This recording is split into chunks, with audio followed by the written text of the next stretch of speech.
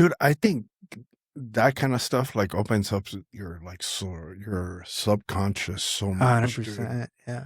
And it's kind of cool. In a way, it's cool if you could like. Yeah. That's why I find very interesting. Like, never tried it. One day I will. DMT Yeah. DMT. or like that.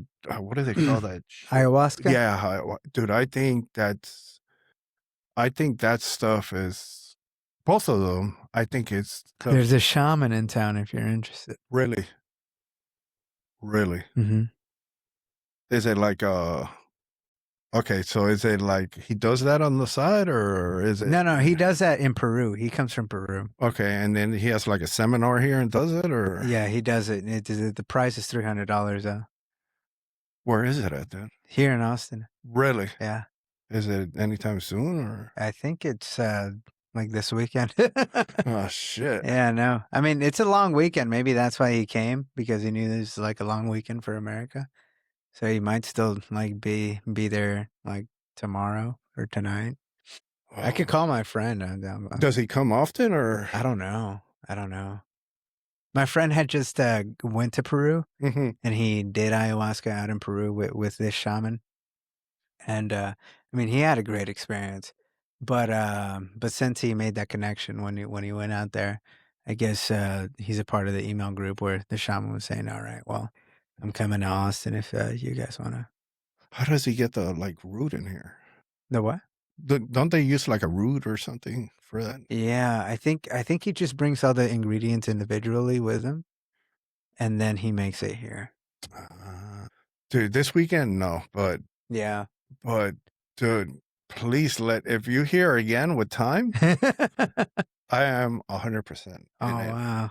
100%. That's awesome. I honestly haven't. Here's the thing, man. I know like in Costa Rica, they do it. They have like big, like things that you go out in the jungle and you stay out there for like 6 days. And it's like a whole process kind of thing.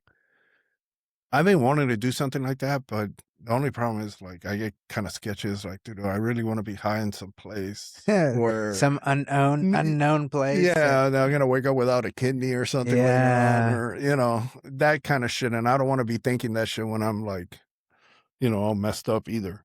Mm-hmm. But yeah, if it's something that the guy comes once in a while here to do, dude, hell yeah, yeah, dude. I think that stuff like that, man. I think everybody should try it once. That's my opinion. I think we all Well, have I mean, I would say they should try it once if they feel like they need it. right. Like we all have like our little demons inside, and we have our past problems that we've had, and I think that stuff.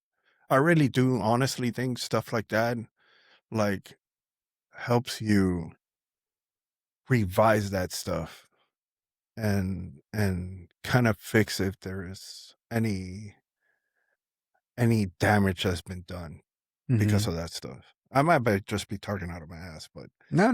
but I honestly do think concur. so. Yeah, and I don't know. That's why I've been always wanting to do something like that. Try it at least once and see what happens. Yeah. Yeah, me too. But I don't know. I think like when I say that people should, if they feel like they need it, they should, try to go for it. I didn't think I needed mushrooms, but then I tried them and it opened up like a lot that I've never really thought about. And I feel like right now I have my plate full with those things that it made me think about. And I feel like I really need to understand those, or like at least try to, before I jump onto some other stuff that like maybe it reinforces like what I'm already looking into, but maybe at the same time it opens up some other doors that it makes it worse. that I might not be prepared to confront yet, like maybe at some point, but maybe not yet. Or vice versa. Maybe those doors were open first, so I get to, delve into there before I go into those other like feelings or thoughts or ideas. Until I don't know. Each one of those comes with its own like revelations that that a lot of people, I don't know, are prepared to have. But if you do need like some kind of hard reset on your maybe your life or whatever your situation may be, if you feel like you need it, it's definitely a jump.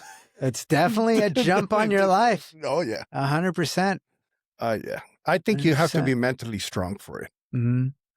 Like you were saying, I think because you might just go with the idea of, oh yeah, it might just open this door and then it opens all the freaking doors and then you're like, oh my God. And then it might be like you might be freaking out. Yeah. Well, I mean, it depends on like what you mean by a strong mind, because like a lot of veterans, they've been going to these treatments in Tijuana for Ibogaine. And Ibogaine, the first time they tried, 80% of the veterans they stop having this PTSD shit and this like suicidal type thought to where like they're at that edge. And Ibogaine, 80% has been able to treat that. And the second time they go through it, like 95% is able to completely, get them to get over that that stuff that happened out there. And it's been very popular amongst the veteran community. If you ever have you ever heard of Sean Ryan? Uh, is that the Navy SEAL dude? Navy SEAL, yeah. Yeah. He's a Navy SEAL podcaster. Yes. Yeah.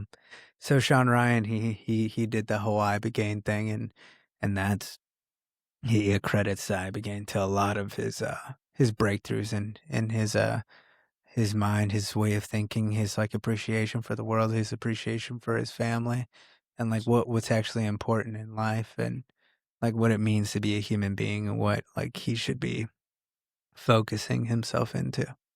You see, but I think you got to be ready for that though, dude. Yeah, I mean, you gotta. I mean, like I said, you gotta need it. Like Yeah. if you feel like you're at a point where you gotta need it. Like for example, if you are at a point where you're gonna put a bullet in your head, Right. I think at that point you should, look you- for avenues other than the bullet. To me, I think it would be more of a, it's not that I need it, but I think it's something that I would like to Explore. explore. Yes. Explore meaning some of my past stuff. Mm-hmm. Do I think it's going to completely change me? No. But I think it would open some of those past, I don't want to say damage, but thorns that I have that once in a while poke at me. Mm-hmm. But that's the reason why I would like to try something like that. Mm-hmm. But other than I think it's gonna change the way, no, I don't think so, bro. I think I'm very good right now Mm-hmm. with Well, life. yeah. I mean, it definitely seems Yeah, like it. Yeah. like yeah. But like I said, there is a couple thorns that I would like. I think I don't know. Yeah, it's kind of weird. Well, to me, I think it's made me more political. Honestly, like it's made me more political, more religious.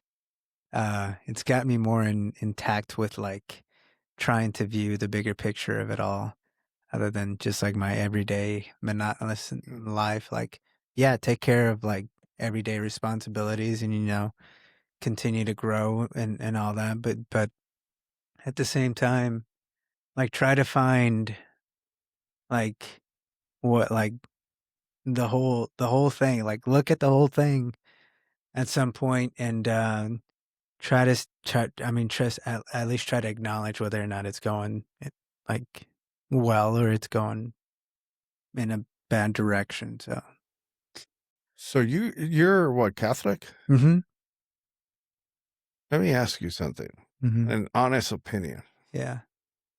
Do you really believe the whole like when you die you go to heaven kind of thing? Yeah. You really do? Yeah. Like like that's the whole thing about it, right? Is it's literally a belief. It's Right. literally a faith. It's like you don't have any scientific evidence for it or anything like that. It's just something that you feel not just in your mind but in your heart. And when you feel that type of connection, it's um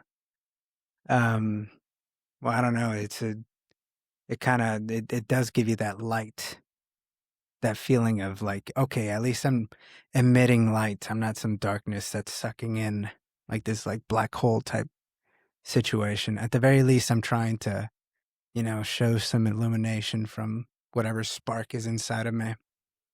So that's what I feel like when I think about that stuff. But do you think like when you like, I don't know, like when you die, do you feel like you're gonna walk through these gates and God is gonna be there saying, "Okay, let me judge you real quick. You know, go through I your." don't know. That's the thing, is I don't know what it's going to be like at all. I don't know if it's going to be good. I don't know if it's going to be bad. I just know it's going to be something. At the very least,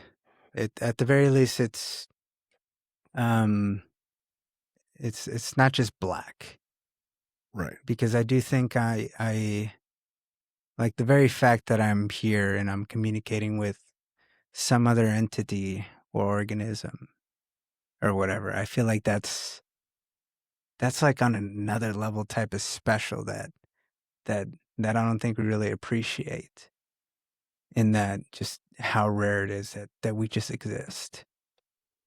And whatever it is that's inside of all of us. Like I do feel like there is something divine about that. And like I just think that in itself we're present here, but that spark, whatever that is, that energy right. at some point goes somewhere. That's what I think too. I don't. I was raised Catholic. I support my wife 100% of her. She's a big time Catholic. Yeah. We try to go to church she goes to church every Sunday. I do my best. Yeah. But here's like, for me, it's very hard to understand that we're going to pass away. And for sure, I know there has to be something else. That's for sure. But to say that we're going to go up this gate and get judged, and I don't think that's the case. I think we pass away and there's like you're saying, like an energy, some type of energy. But I think we are like in some, like we move into another stage of our lives. Um, I don't know, it's kind of weird, but I do think that, and the reason why I think that sometimes, how like like you hear people sometimes say, "Oh, I see a ghost," or "I see a shadow," or something. I honestly think that we have them all around us, but they're in another type of, I don't know, like frequency or level that we Mhm. don't see them, and then once in a while. This is a local frequency, folks. Yeah, exactly. Yeah. So I think once in a while our frequencies get a little tweaked, and Yeah. that's why we are able to see stuff like that. Yeah. And that's what I think. I think when we pass away, we are put in that next level, and I think it's just a progressing level. Mhm. And I do think, like let's say you do bad things and stuff. I do think you go backwards instead of forward. I don't know if that makes sense. Mhm. But yeah, I don't. It's hard for me to believe like the whole, like like yeah, that you go up these gates and somebody's gonna be there and say, okay, you got to go to the bar. So Yeah. I don't know. Now, if I'm being honest with you, it's not a topic I really, really thought about before. Like really just saw the whole insight of it, and the whole idea behind it. Like, where does this idea come from? Like, all right, there's heaven and hell. Like that concept. I haven't really like chewed on that concept a whole lot. Really, my whole like journey into the religious world has been from like, okay, as a kid, I was really into it. I was really like, okay, there's a God, and like we do these things together. We sing, we like praise something, and for some reason we have to be vulnerable to it. So like whenever we pray, we want to be vulnerable and try to express ourselves and our truest self to the only other person other than ourselves is ever going to understand or, express ourselves to. So as a kid, I did feel that. I had moments where, like I cried when I was praying or something like that. But, at some point, like you start growing up, you find out Santa Claus isn't real, Right. like all this other stuff. Like you start seeing like life in a different way. You start evolving, and you start seeing adults as like, okay, well, we're just all this. I mean, we're all just children, like, but like older. Some more wise than others, but uh, it's a different like perspective to see life from, especially when you go to school and you're taught that science is an overarching like perspective of that we care about. Like there's nothing more important than trying to find out everything through science. So I just kind of never really thought about it. Like as a teenager, like going to baseball, like yeah, like if like if I'm in the middle of a baseball game and I really want to, strike this guy out, I'm like, God, please, please, please, please, like I fucking, like I'll do this, I'll be like really good and after, or whatever. And then it happens, and he's just like, yeah. But then eventually you get into high school and you get introduced to girls and all this stuff. Initially, I did feel like guilty for having lust for women that at that age. Like I felt like okay, maybe I should save myself for marriage. Type of like that. That was like a feeling at the time. But then all my friends, I knew they were all fucking, and that it was like, oh my God, like then. Yeah. This is where it's at, Exactly. So as soon as I had the opportunity, I was like, let's go. And I took advantage of everything. I went all the way, and it was like all I really thought about and where my energy went into for a long, long time. And but that's what I mean is that at some point I never really thought about it, like religious, non-religious, I don't know, but the recently, especially the last couple of years, I felt this like I've just been questioning things. Right. And Like it's normal, I think. I just want to know like what's going on, like what do we like, what's the point? Right. Why are we here? Okay, well, I want to see what, like, okay, all right, now I grew up as a Catholic, as a Christian. Was this guy real? Right. Yeah. Right. Is this for real? Like, do we actually believe that this guy was real? Right. And if this guy was real, like, okay, like why do we find him so special? Right. Like, well, what is this guy? And like once you start just kind of prodding in there in a very open and like genuine feeling of searching type of way, you start to realize that there's so much more than what meets the eye to the whole thing. Like it's not just about the person, it's about all these like deeper interpretations that a lot of us just I don't think are really at that frequency to be able to understand. And that's that to me, just trying to look into it on a surface level seems so daunting. Is that, oh fuck, okay, there's a lot more to this and that I just don't understand.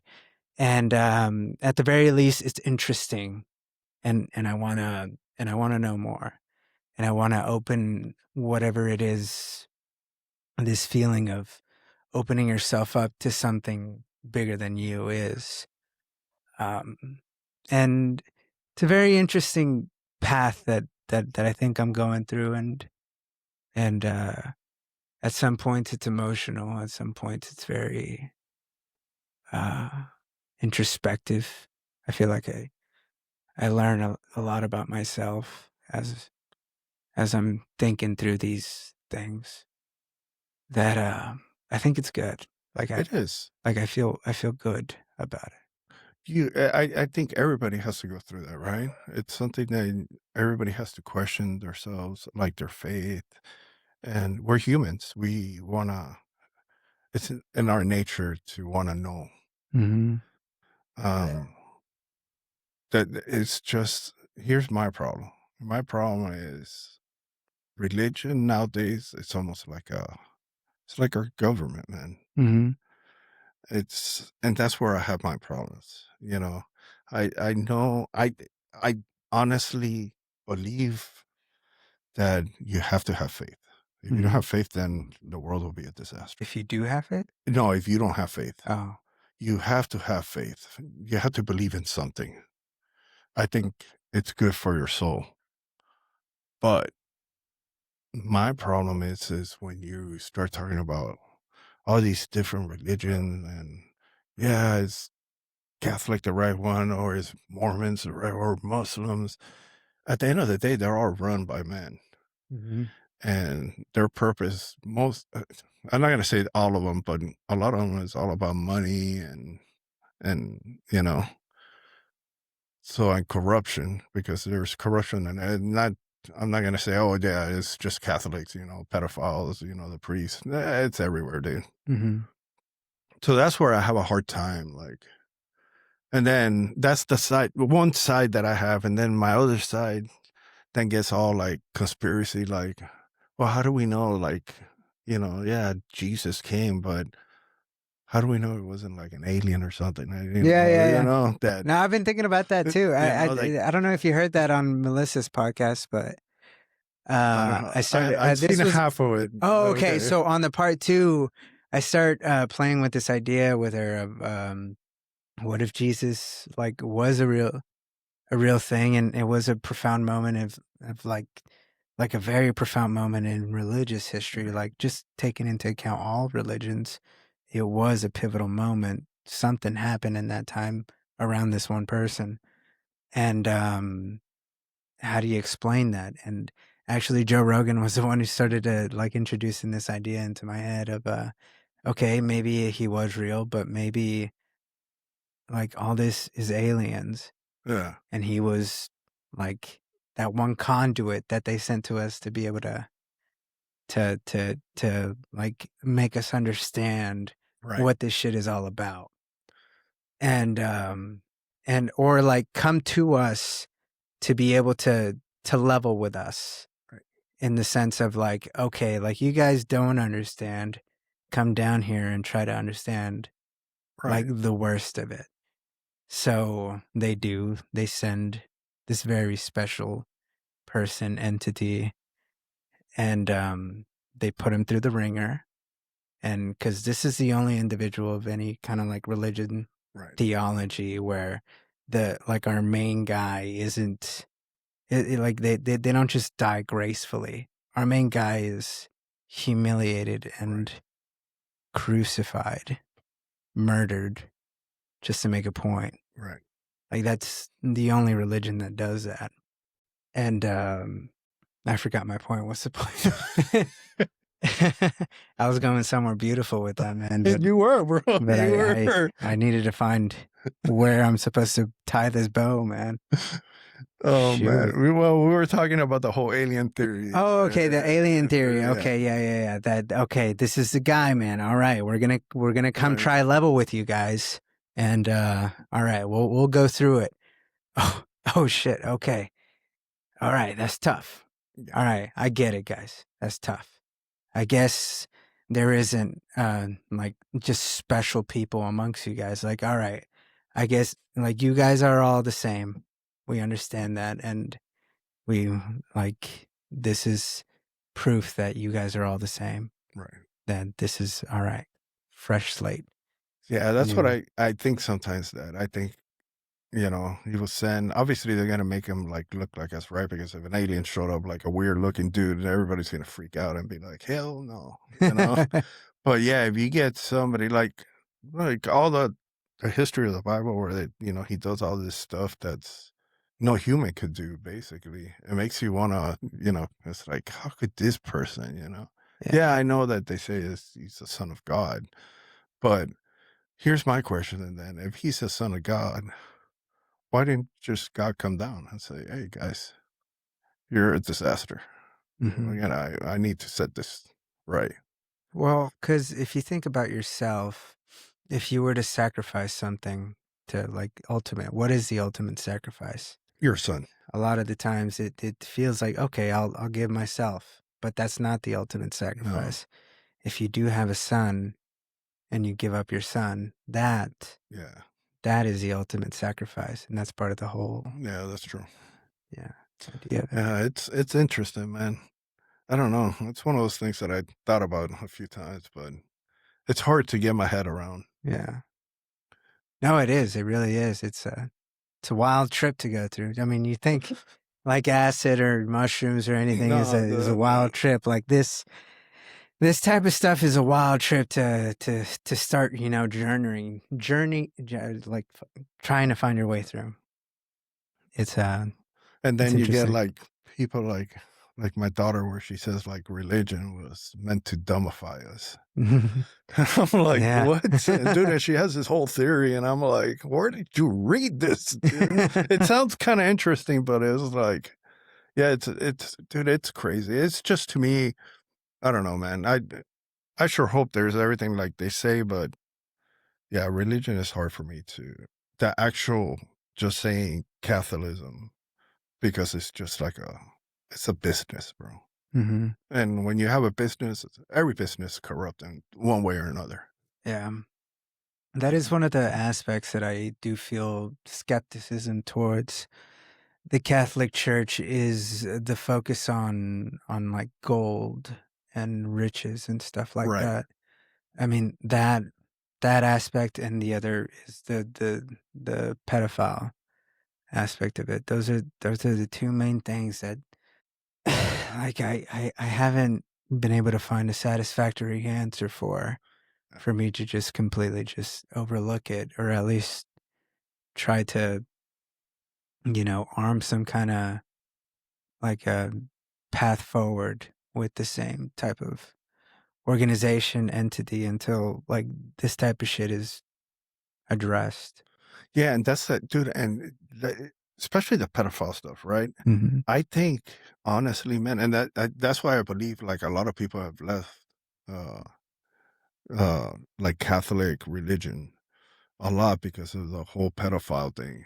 And I honestly think if like I don't know, the Pope or whoever runs the Catholic, the whole religion came out and said, "Look, guys, we screwed up majorly.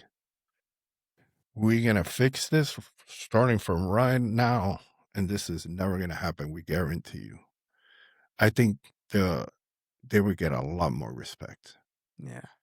but they don't do that, and I don't understand why. They try to just, I don't know. I want to say cover it up, but it's kind of like I don't know. I mean, they definitely covered it up. Yeah, At least the structure, or yeah, the individuals within the organization, there are a faction that did actively try to cover it up. and that's why it's hard for me sometimes. I'm like, man, if you guys really cared about this whole organization, take the blame. Hmm. Man up to it, but then fix it and say, "Dude, I guarantee you this ain't gonna happen. And if it happens, we're gonna crucify this fucking guy." Pretty much. And I would think they would earn so much respect, bro. Hmm. And I think that religion, like Catholics, would grow a lot better. There's a lot of division, I think, right now because of all that. Yeah, I have a lot of hope for this Pope Leo. Do you like him? This Pope Leo guy, I think he's trying to plot his own way. He still has to, do the same kind of things that the Pope is expected to do, Right. like with certain relationships on like the environment and stuff like that. I think at some point I think he is trying to chart his own path. He's trying to go through the weeds right now, but it seems like he at least has had a long time to think about this, and maybe he has always felt this feeling because he's always been the quietest guy in the room. Yeah. He's always been. No one knows a whole lot about him. He's from Chicago. Right. He he is American. You could tell that, and but he also spent a lot of time in Peru, so he also has that Latin, you know, background to him. But he does seem like he is someone who studies his surroundings and is very introspective about what he's doing. So now that he has ascended to this position, I hope and I pray that like this guy figures out a way to bring this all together. I'd like him to, dude. I think he will eventually. I don't think it's gonna happen from one day to another No, no. because there's a lot of, pieces to that puzzle, but I do think little by little he's gonna start opening the doors more and dude, we have to evolve. Here's a problem. The Catholic Church in my opinion, never changed with this time, right? They stayed on their traditions. And don't misunderstand me that, yeah, I'm thinking, it's all good with, bisexuals or gays and all that. That's not what I'm saying. Uh, but I do think it's like you have to evolve as time evolves with it. Mhm. Because if not, eventually you're going to lose all the old people that are traditional and all the new people, you're going to lose them completely. Yeah. And you need to evolve a certain way. Yeah, you got to keep your tradition stuff, but in somehow introduce them a little into the new people Mhm. and into the religion. And that's where I think a little bit the Catholic Church has suffered. They wanted to stay hard in their own traditional ways.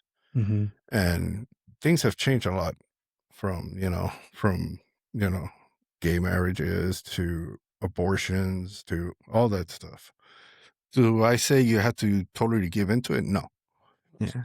But you have to kind of have a little, I don't know what the right word would be, like, I don't know, just change a little bit with it, Mhm. embrace it a little bit, Yeah. and then I think that would help it a lot. Well, the Catholic Church did go through this revision, or I don't know if that's even the correct word, but there is this getting together of re, you know, um, interpreting like the whole point of the Catholic Church and our religion and all that. It's called Vatican II.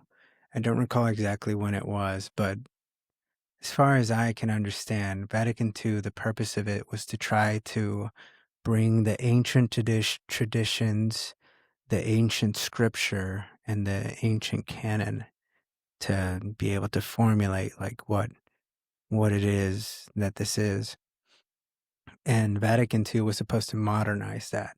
It was saying like translate all this into the modern world. Exactly. And that's what Vatican II was kind of supposed to do, was translate all this into the modern world. And the thing is that ever since Vatican II happened, this thing happened where there's a lot of like this old world trying to pull everything this way. Like, oh no, what Vatican II says is we need to reinforce all the old world stuff. And then there's this other faction that's like, oh, this modern world stuff, like we need to pull into the modern, like how you're trying to describe it. Yeah. But the way I feel is that it's not this or this. The way I understand it is yes, this, but use their language. Right. And a part of it was that, like back in the day, mass was done in Latin, no matter what country, the UK, Ireland, whatever, like in the US, or every church, all of mass was done in Latin, and that was to try to preserve all of this stuff. But they were starting to see that a lot of people just weren't really getting it. So that was to try to, part of Vatican II was to open the Latin Mass and open it up to the people's language. Right. So that's where you see English Mass or Spanish Mass. It's just an interpretation of what the original scripture was. And so that was a point of Vatican II, was try to modernize the message. But there's the left side of it that brought it over here, and then there's a very conservative side. And really what I'm trying to articulate here is that it's both. It's like all this stuff, but like, hey, we want to be able to communicate it to the modern world. And I think they failed in a major way.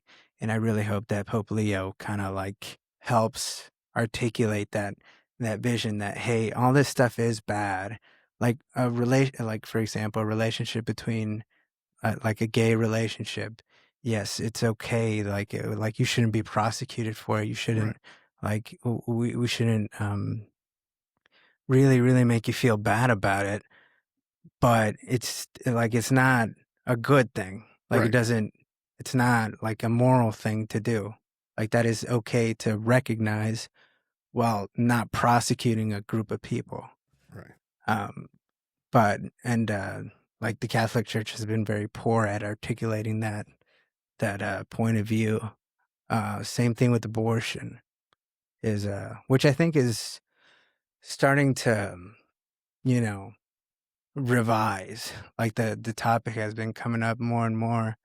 Is that like we've gotten to the point where like we don't recognize like abortion for what it is.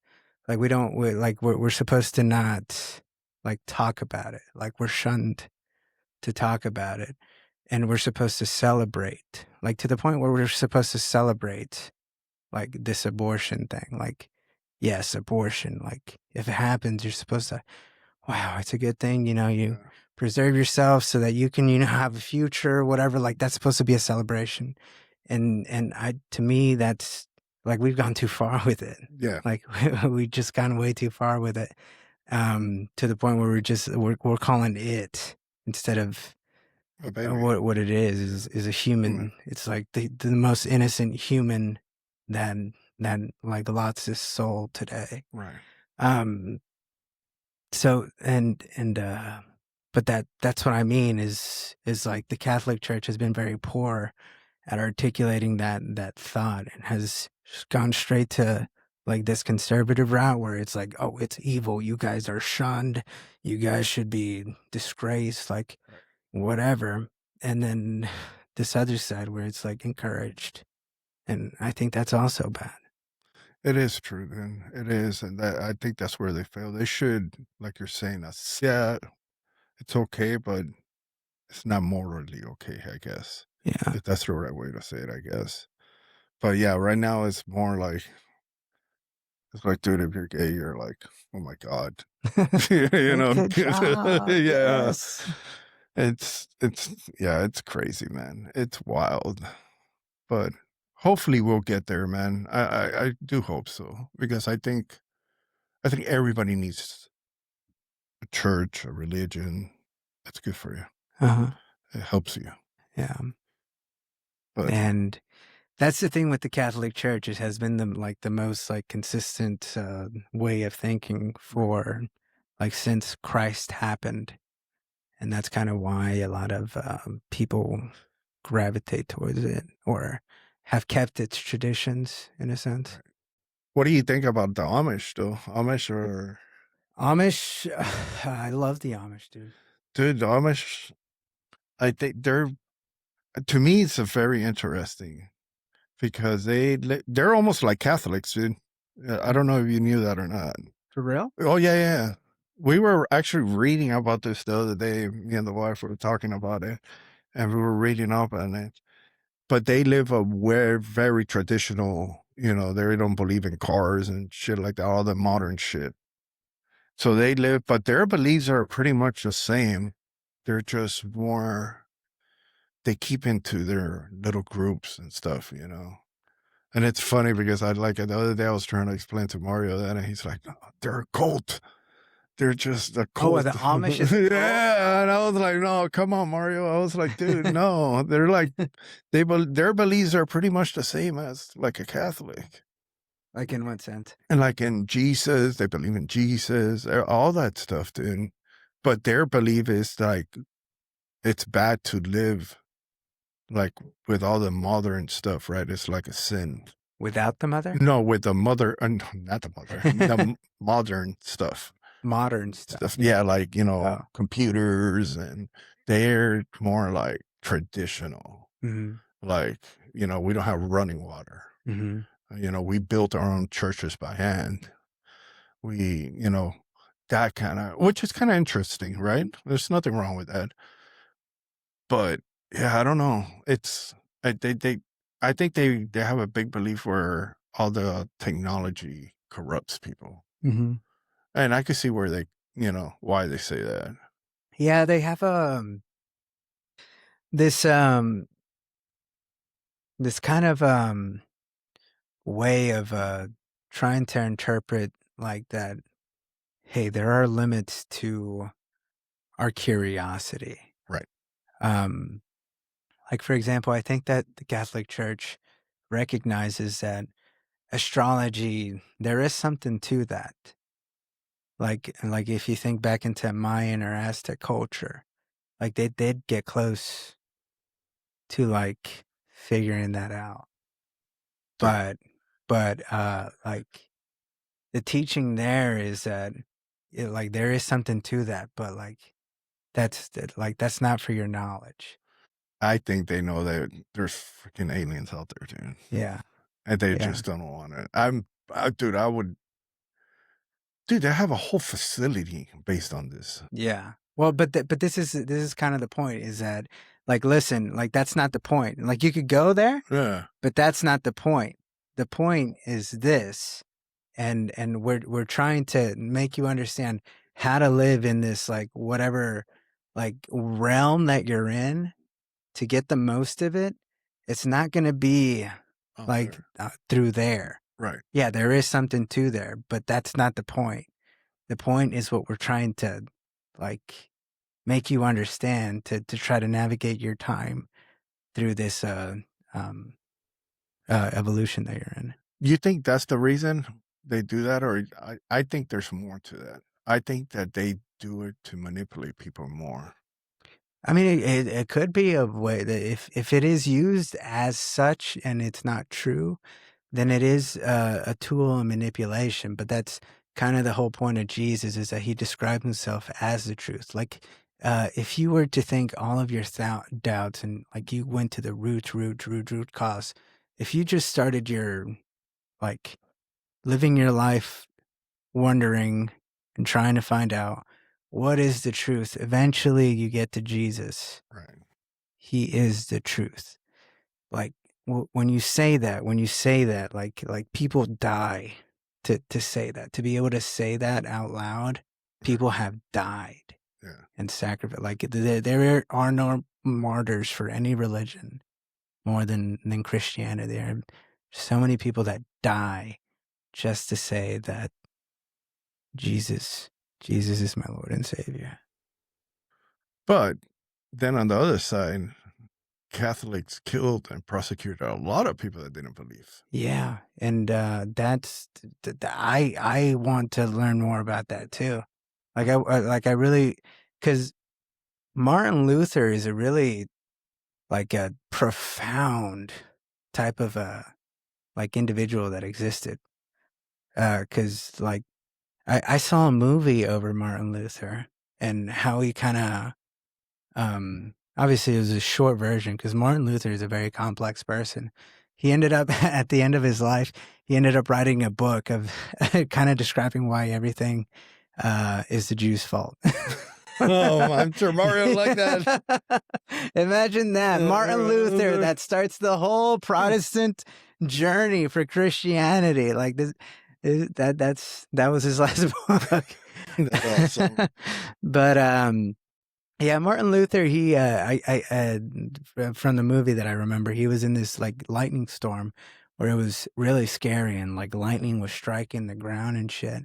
and he was underneath the tree, and he like prayed to God, pray like, God, I swear if you get me through this, I'll devote my life to you, and all this. And then like sure enough, like the lightning struck the tree, but he was alive. So he became a priest. He went through the seminary. He did all that studying, which is another thing. I realized that priests like go through a lot Dude, of academic like rigor, they're super smart. and like that with like various different languages. Like these people, like, oh my God, like where do you have the will to just, go through all of that to get to this evolution in your life? But what was my point? About the guy that struck the lightning. Oh, Martin Luther. Yeah, Martin Luther Martin. became a priest. He finally became a priest, started, doing mass and stuff like that. But he started having these questions about the Catholic Church. And at the time, the Catholic Church was doing some like really like not so, like this is kind of like this was like started questioning my own like idea of what Catholicism was when I watched this movie. I watched it in school, coincidentally enough. Um, And I saw like the Catholic Church that there was like priests and like bishops, and you could see this organization of like they were selling absolution of their sins, like these confessions, or like if you want to get into heaven, it costs this amount of money. Do you want a blessing? It's going to be 20 shillings or whatever. It's like everything is for sale, and like the greed, it just felt very icky, and it was apparent in that movie. And then Martin Luther posted his um I forget what they were called, but he posted his ideas on the door on the Catholic Church, and that started the whole Protestant movement outside of the Catholic Church and into the English part of Europe and into the United States. That's interesting. Yeah, Martin Luther. It all started with this guy. I have to look into it. Yeah, I don't Yeah, know. yeah, he's a very interesting guy. That's cool. But the thing is that like he started the separation and this whole movement, right? And it evolved to like now that like Christianity, and like whatever you think of, whenever you think Christianity, non-denominational or whatever, Right. like in the US, like that's the dominant religion for now. It could change soon, but Right. that was the dominant religion ever since like founding fathers, but the thing is that once Martin Luther created that schism, that separation of a huge group of people from the Catholic Church, that opened up the door to, okay, well, who do we listen to when we have disagreements over scripture?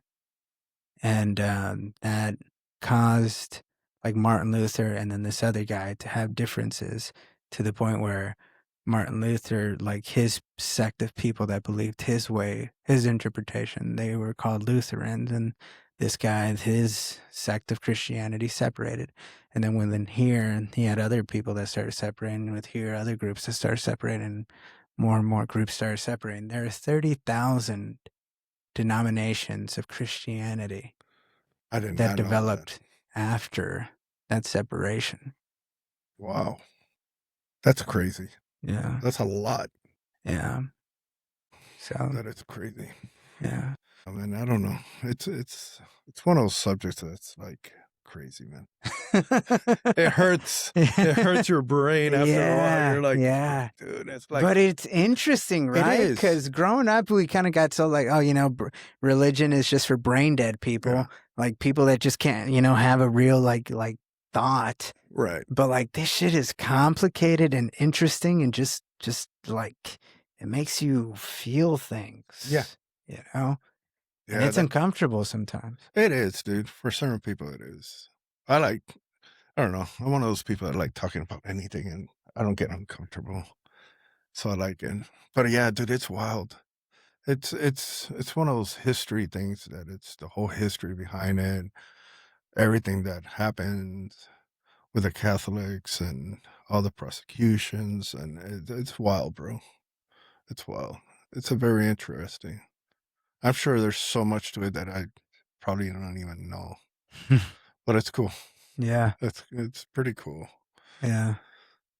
Now this whole journey has been cool, man, because it's not just like this journey into Catholicism. It's also this journey into just trying to articulate ideas in public. Right. Because whatever this is, like we're kind of publicizing it, right? Right. So we are just kind of trying to articulate whatever it is in our head to try to, reach out to whoever it is. Like in this case, I'm just trying to reach out to you. You're trying to reach out to me.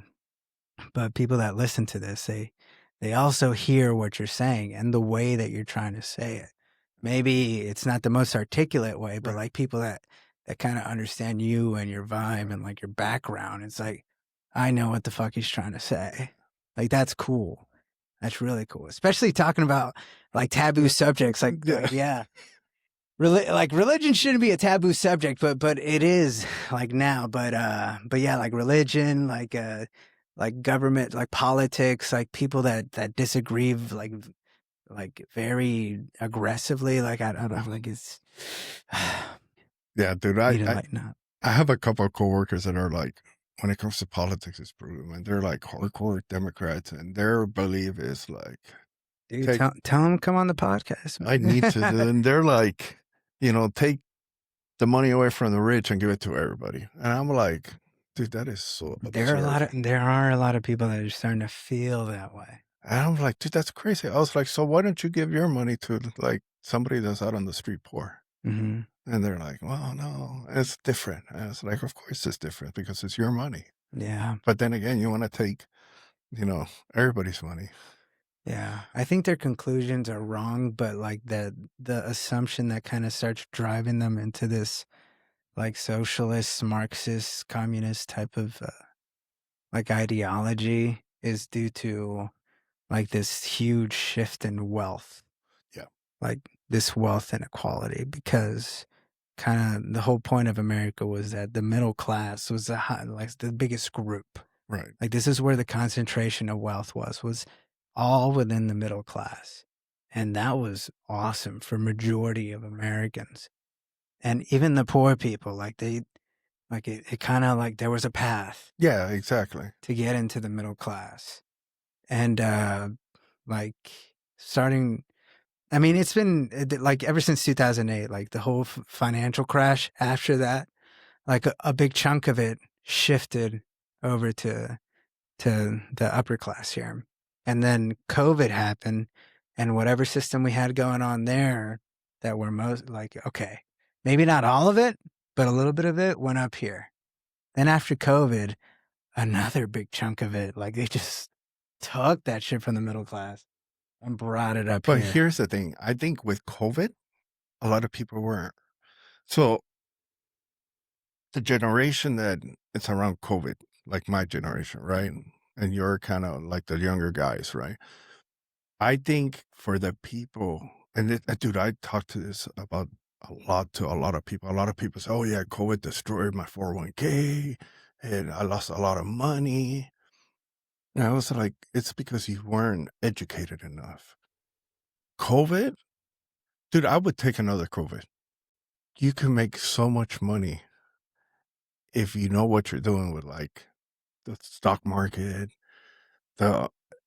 Dude, it's an easy, like, how can I say this? Everybody just looked at, oh yeah, everything's closing down, and they didn't look at their finances, right? But that's the point, is that I don't think a lot of people were really taught about like investing into the stock market. I think for a long time what was beat into people is like saving, like how do you save, Right. to eventually be able to put a down payment, how to be responsible with your money. Like you need cold hard cash, saved. Right. A lot of people, stuffed it inside their mattresses. They Like, did, dude. like that was kind of like what was driven down there, like for a while, up until 2008. Then a lot of people like broke off that type of thing, but majority still felt that way Yeah. up until COVID, and then COVID happened, and then just anyone who was aware of the stock market and how to invest and where to put your money, like that shot up like Yeah. dude. I mean, we noticed, Yeah.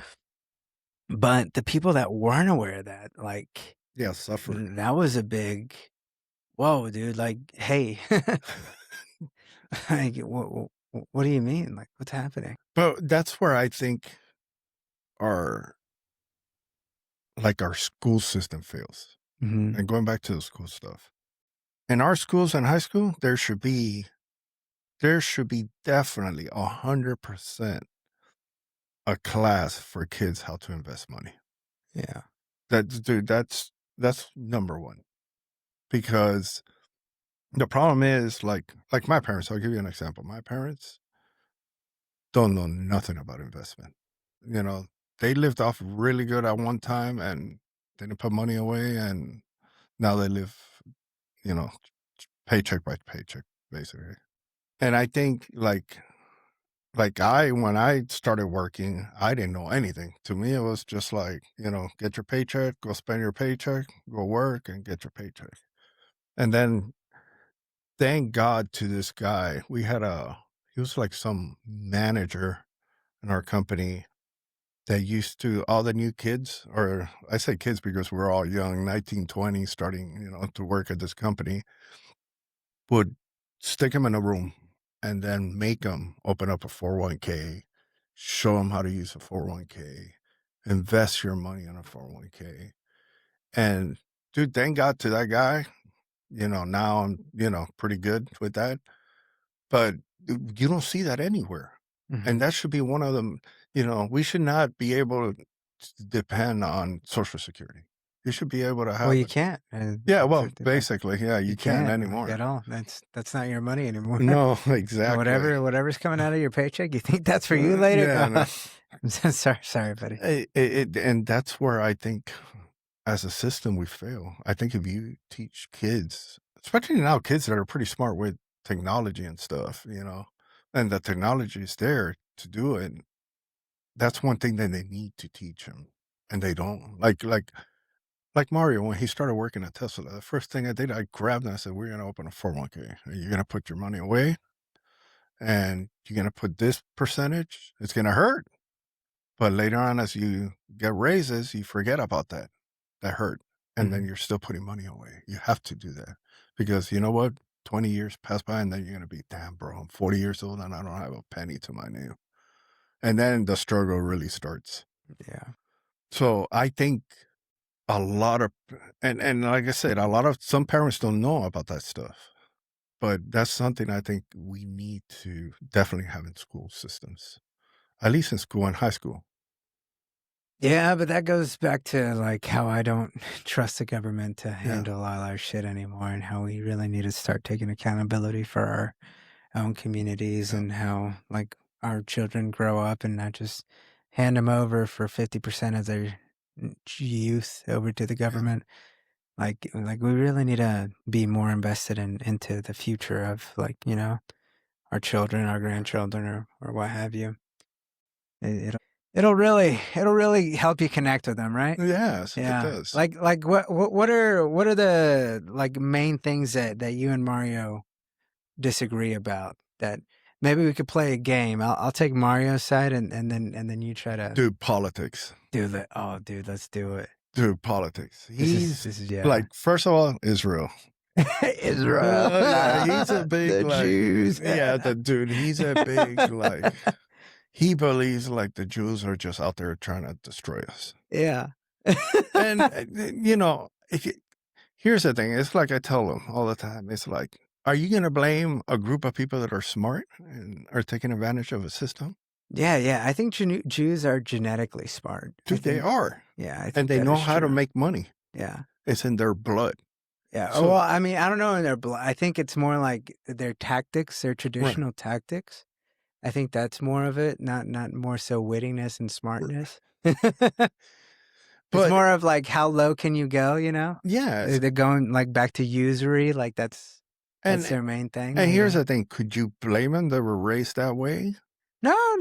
But you could call it out, though. Oh, yeah, definitely. I'm 100%. And I would argue that people should call it out. Like, hey, man, like, that's not cool. Like, okay, it's a tradition, but like, that's not cool. No, it isn't. Charging 25% like interest on a credit card. Like, come on, man. No, it isn't. Chill. Dude. They're just, they're just raping people. Yeah. But then again, if you had that company, it's like I told you, you got to see it this way, right? If you had that company, what do you mean? Like if you own like If you were the one charging 25% interest? you're gonna be like, hell yeah. Yeah, but that's the thing is I don't think a good person would feel comfortable with, I'm gonna charge my customers 25% interest on credit cards. You'll probably But that's what I mean. Like people have limits, right? Like they kind of, like, hey, this limit, like it's fine. Our traditions say it's fine. it Like, is. I think that's where that's what needs to be called out. But here's the problem. We're humans. Greed, bro. Oh, I'm 100%, but we can call out greed. Yes, we can. Yeah. Definitely. But here's the thing, right? You say, okay, I'm a good person. Yeah. I'm going to charge you 10%. Yeah. I think it's fair. And then you start seeing all this money. And then you're like, the greed starts kicking in and you're like, man, if I charge him 13%, I could get this much more money. Yeah. And then they should be fine. And then 13% comes. And then the next generation comes, and then now you're at 13%. And then this guy says, yeah, let's raise it up to 15. And then it just keeps going. And then now we're in the part where we're at 20-some%. Dude, some credit cards are like 29%. Yeah. It's wild. Yeah. And that's where I think, it's messed up, totally messed up. Yeah. But I think that's what, I honestly don't think they're out there like to say, oh yeah, we're going to fuck the American people. Or not just American people, but just anybody. Like the World Bank, like their credit cards are all over the place. Like just getting away from credit cards, just charging any entity anything like close to whatever they're charging now for interest. Like that is considered usury, and that is should be like frowned upon. I think there should be like a hard reset again. Yeah, where they just go back in there and say, okay, reset everything. And then let's start again from the beginning. Mm-hmm. That's what I think should happen. Yeah. But I mean, they might do it. I hope they do one day. It'll benefit a lot of people. I mean, and it'll make a lot of people suffer too. Oh, yeah.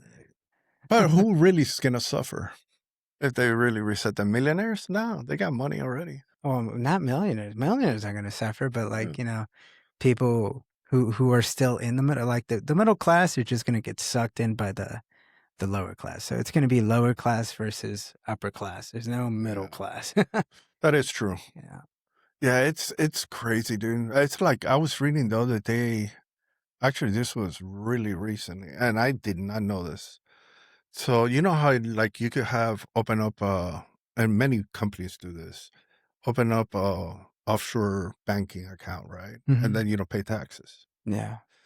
So I did not know. I was reading on and like I said, don't quote me on this 100%. It might have been just a bullshit article, but our banks move our money. So the way it works is kind of like the banks charge us a percentage, right, for our money. But that percentage is based off of like a Monday through Friday schedule. It's not like, constantly 24, always like, the weekend doesn't count for some reason. So what they do is they move this money all electronically offshore on the weekends to avoid that percentage or to avoid the taxes for that percentage.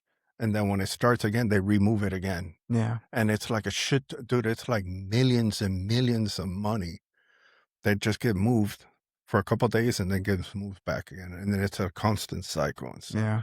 And then it's like dude, I'm talking about these banks are making like a shit ton of money, bro. Yeah.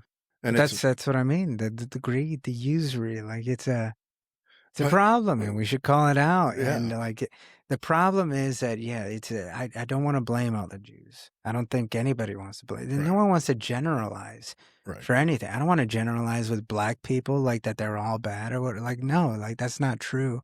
And I don't want to do the same thing with Jews. But when like you're like that ethnicity is overrepresentative in that like group of people, it should like red flag. Like at least that's it. Like red flag. Like hey, there's something going on here. Hey, like how'd you get to this position? Like can we talk about it? Why do you have a pedophile working for you and Jeffrey Epstein? Like why is it he Israel's main guy to be able to accumulate or like blackmail in America. Like what? Come No, on, it man. is. It Like is. this is okay. Like, like I just want a genuine like response to that question. I don't just want to be like anti-Semitic, you bad person. Like that just feels empty. Like I have genuine curiosity over it, and I think many people do that. That just get like met with like the door, like don't fucking ask questions, bitch. Like, Right. whoa, man. Like, No, what? yeah. Yeah. It is true, dude. It's the problem is when people start asking questions, people start getting nervous. That's the Yeah. problem. Yeah. And then the easy way is to just shut them off. Yeah. Just cut it. And it's not right though. Yeah. Where everybody has a right to ask questions. Yeah. And especially when it comes to money. Yeah. 100%. But yeah, it's crazy, man. It's pretty wild. Yeah. What has you held up on from joining Mario's set as a version of Israel? I think it's a little too extreme for me. Oh, Mario's perspective. Yeah, Yeah. Mario's a little. He wants crusades, man. Like, whoa, like how'd you get there, dog? Yeah, dude. Like, I don't have a problem questioning stuff. I'm 100% for that, but not to the point where I'm an extremist on it. Like extremist is saying that, hey, we should crusade. Yeah, dude. And sometimes Mario orders me on that side. And not that, dude, I 100% know he wouldn't know. But yeah, he's hardcore belief. And dude, that's cool to have a hard, to be hard on something, right? I don't believe in something. Mhm. But you got to know how to balance stuff, right? Yeah. Because if not, that stuff will eat you up. But I think this is why it's cool that like he talks about it, so we can Yeah. actually talk about it. Cause yeah, it's funny. Have you seen the movie that he references a lot? No. You should watch it. That guy with the like this like Christian king or whatever with that silver mask or whatever, or that gold mask, and he goes like No, dude, no, I haven't seen it. You should watch the movie. It's kind of cool. It's He has like an aura to him, you know.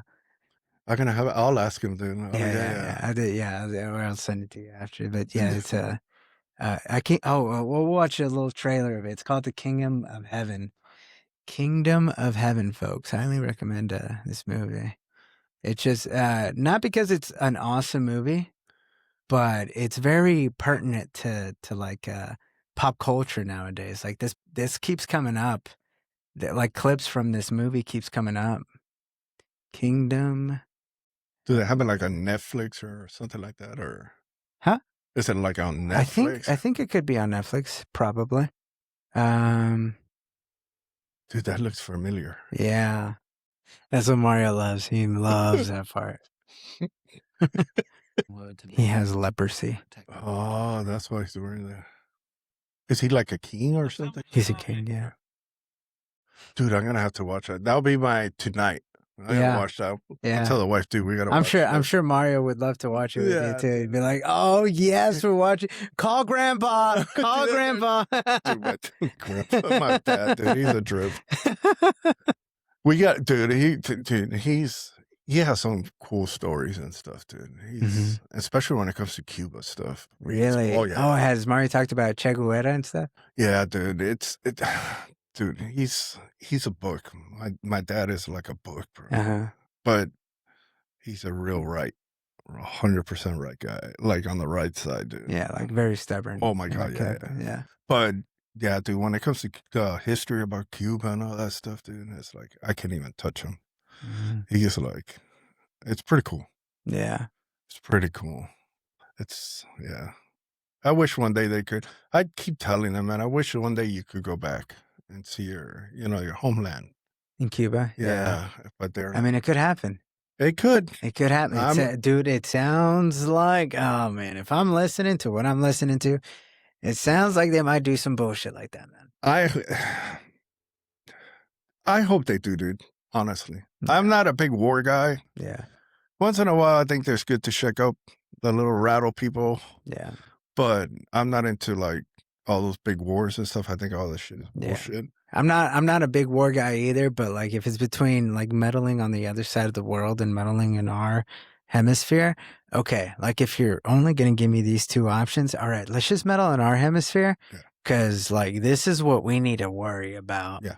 And if we ever have trouble, like this is what we need to rely on, Right. not that bullshit over there. Like fucking, let's get our shit together here. Yeah.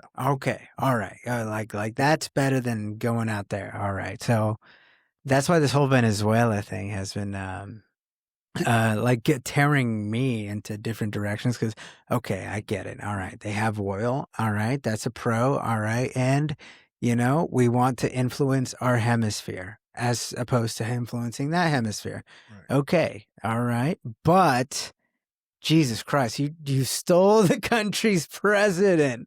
Oh my God. All right.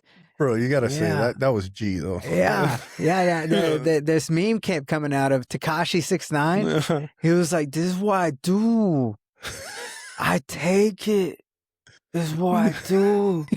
Dude, they straight out did, bro. They did some like straight out cartel shit there and fucking took Yeah. Yeah, no, it gave him a whole lot of, you know, street cred, so to speak. Yeah. Or whatever. But we always praise them whenever they do something, you know, like very slick, very nice. But like whenever they keep, you know, trying to take out regime after regime after regime, and then they just keep making the place fucking worse. Yeah. It's like, hey guys, do you know what the fuck you're doing? What are you doing, bro? Yeah. And who knows? Maybe Marco Rubio does know what the fuck he's doing. Do you Because think Marco Rubio has been the spearhead on this thing since like he became a senator.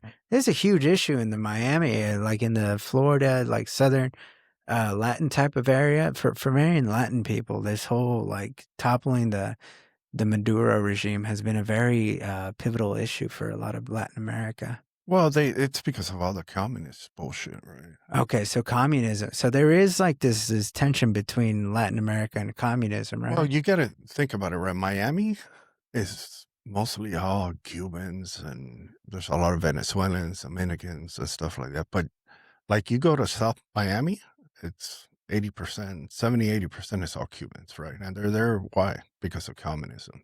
Mm. So for them to see, you know, the U.S. go and take out a communist person. This is in Venezuela? Yeah. No, here in Miami. Yeah. Miami. So they're going to be like, hell yeah. Like, go to Cuba and also wipe that guy out, dude. Get him out of there. Yeah. Yeah, I could see for the oil and stuff, but dude, it's crazy what they did.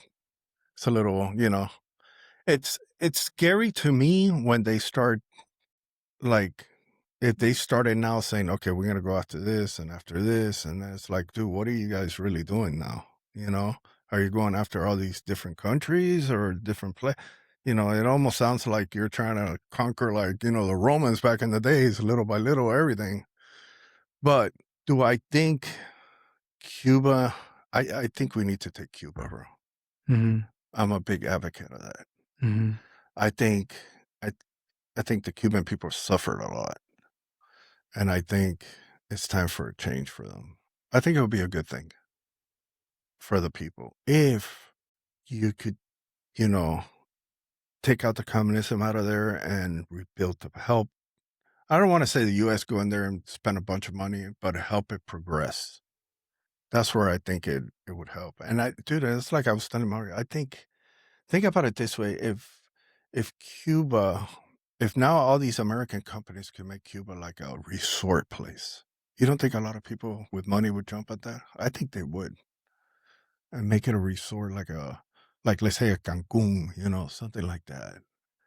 But now you can until you get rid of that communism that's going on there. And it's a lot of work. It's not something that would, even if you get them out of there, it's not something that's going to change in a year. You know, it'll take many years.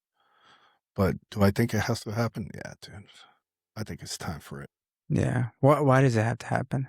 Because I think there's a lot of people that want to see it happen.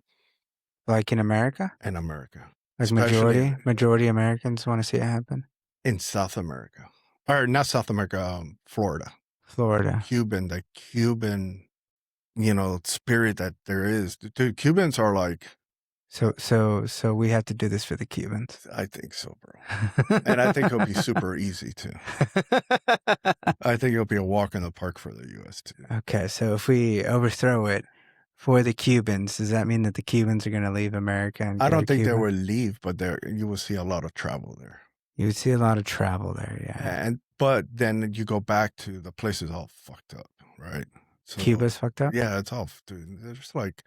There's like I saw a documentary where the cars there, like they don't get parts for cars, right? So they're just rebuilding like if they have a Chevy on the Oh, yeah, they have old-ass cars in dude, Cuba. everything is like they're Yeah. stuck in the 50s. So Yeah. and the buildings are all like falling apart in pieces because they can't, fix them and stuff like that. So I think it would take a lot of work, but I think it'll be it'll make money for big companies to make it like a resort area. That's what I think. I don't know. Maybe I'm just being selfish. Yeah, like take over communism with capitalism. Yes, exactly. Yeah. I don't know. It just sounds like really violent to me. It's a little violent, bro. Yeah. I'm not gonna say it is. A little violent. Yeah, It isn't. yeah. But Well, cause my, well, maybe because this takes maybe longer or whatever, but like these types of conversations, I wish that we could just have conversations with communists and give them the floor. Like I want to hear your idea. But I will also want the opportunity to be able to, counter your idea so that, we could come to an agreement that, hey, like this is retarded. And I think Cuba, I mean, you could ask the Cubans if you truly, like in their hearts, if you could get them together and figure out like how many of them are happy with their situation, would that be a majority? And not only would it be a majority, like would it be like 52%? I'm saying like would it be 90% of the Cuban population that feels this way? all right. And if that's the case, then that should be a case study worth studying and keeping a record of like, hey, like communism, the Cubans tried it out for this long, and we have evidence to prove that like it didn't make people like humans happy or fulfilled or felt like that like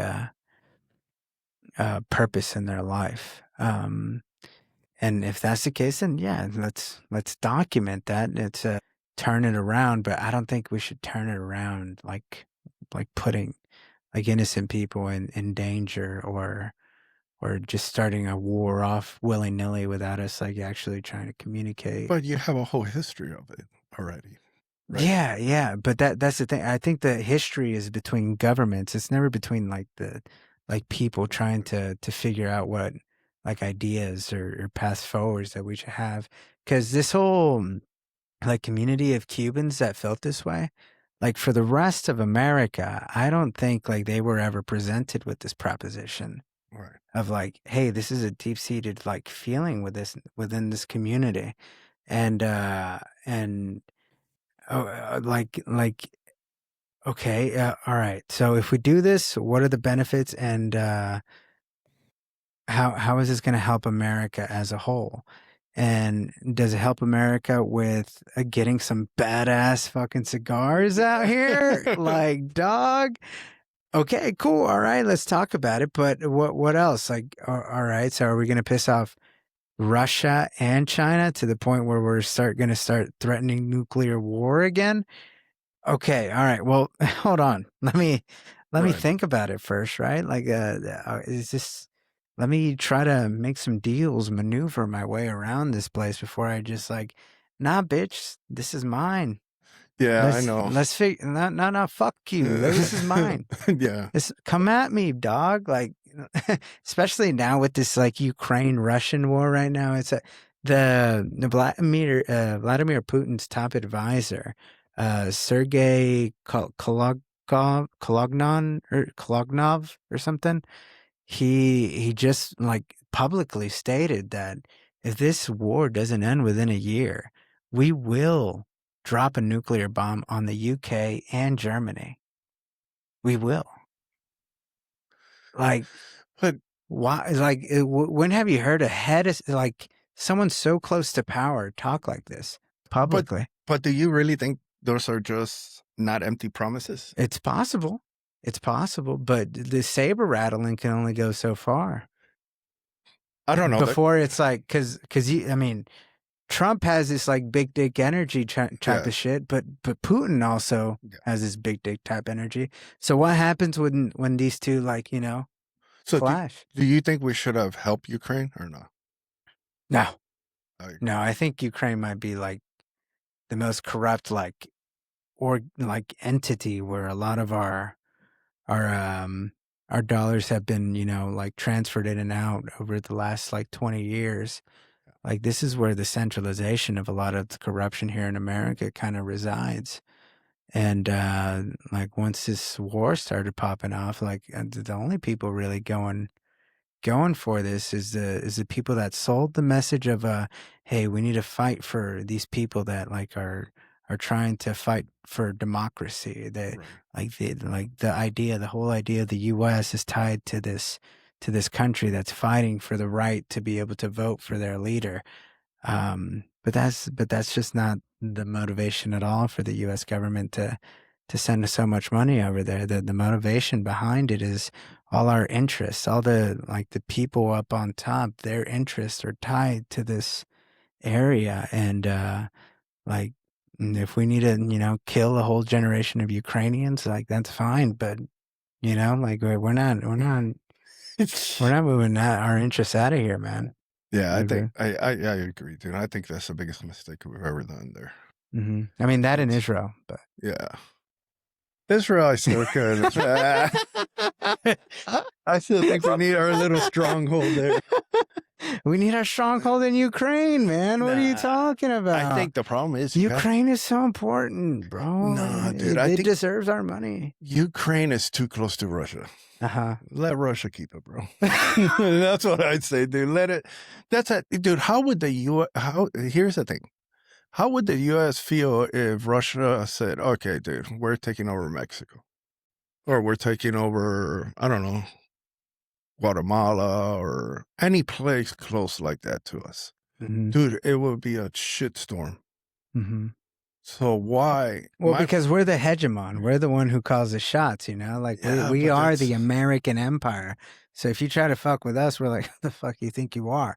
But we're over here, you know, fucking meddling in Russia's thing. And we're like, what, bitch? Like, do something about it, you know? And Russia, I mean, I don't know. Their history is pretty hard. Like, the Russian people, I think their spirit is very, like hardened.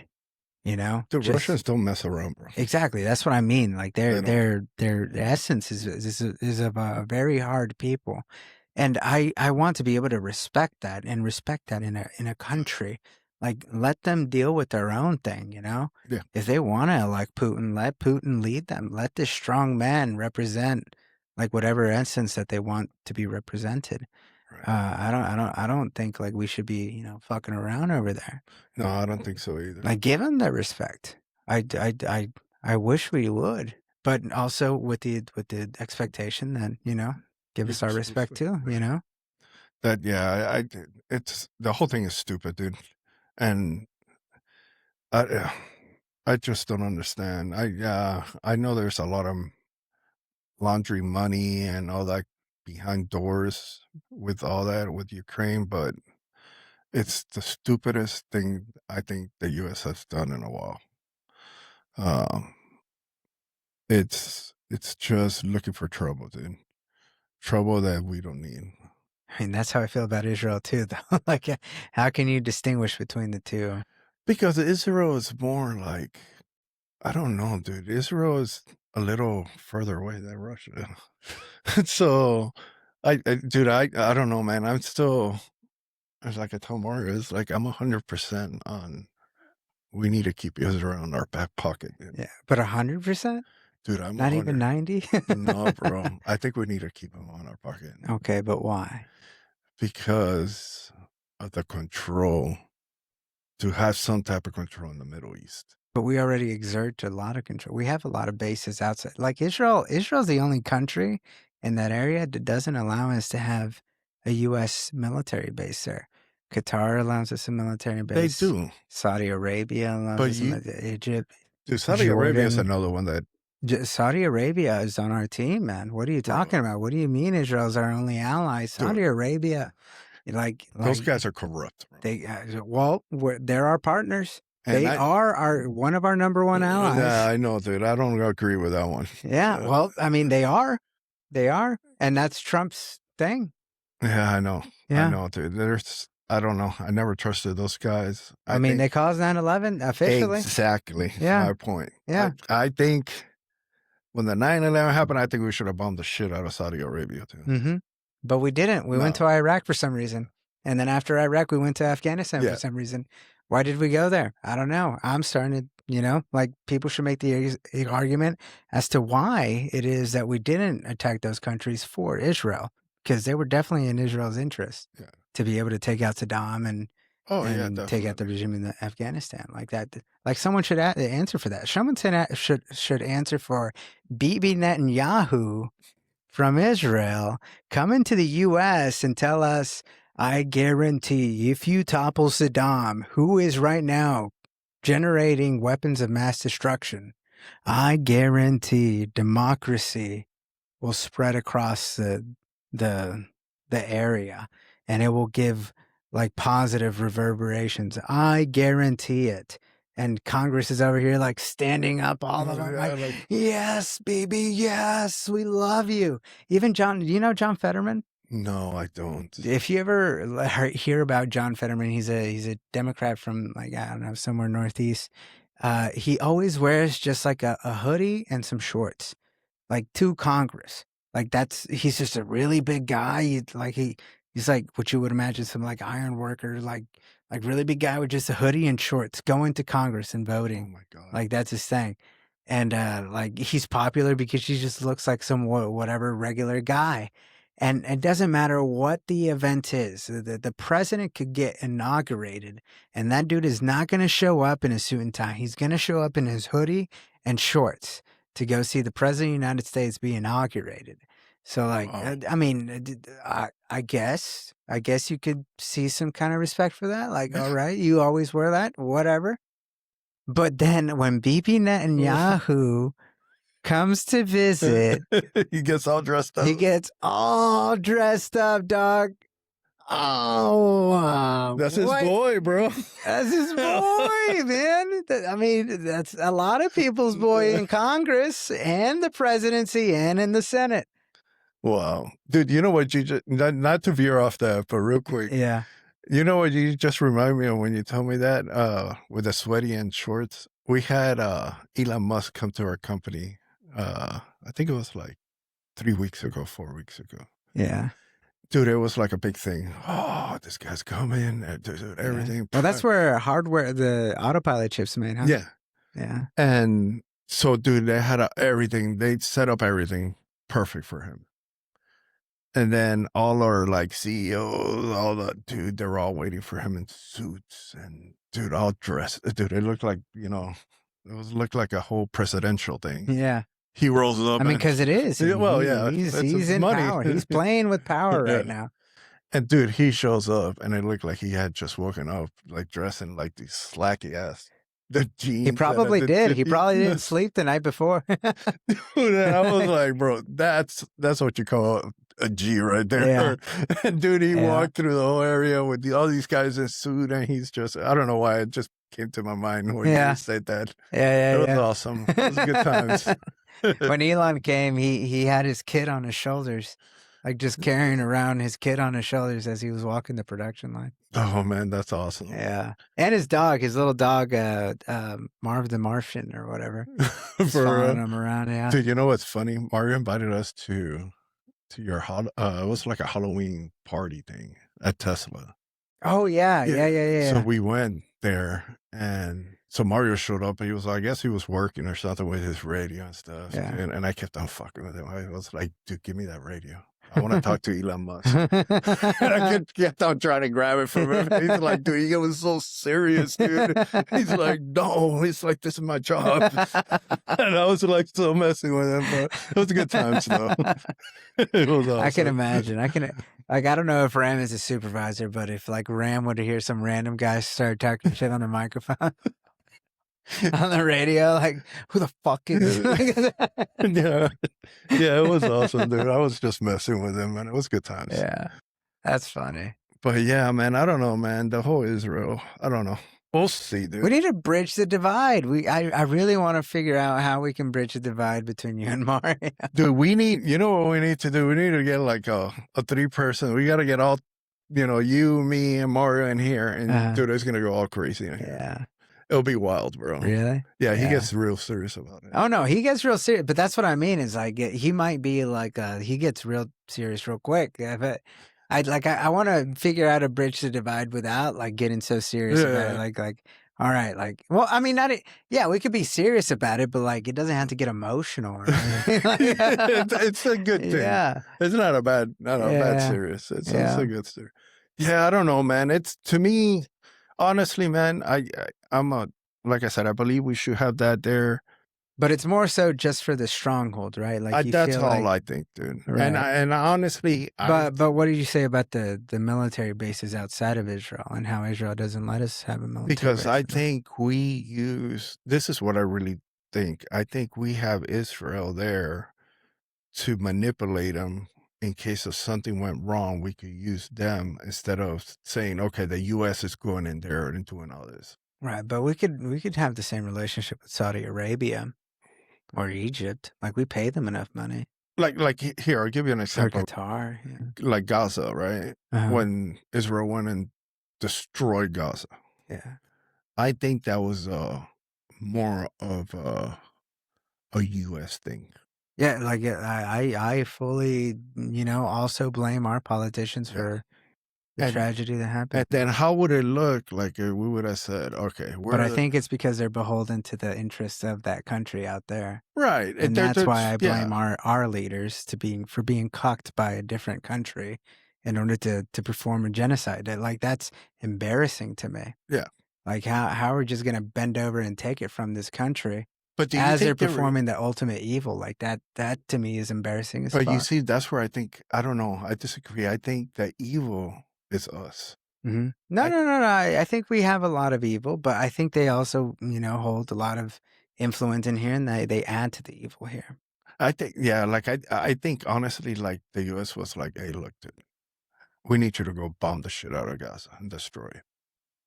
We give you all this money. Well, it doesn't benefit us at all to bomb Gaza and destroy it. It makes Israel grow, right? I don't think we want Israel to grow. I think, dude, I think if they grow, like there will be a revolution all over the world.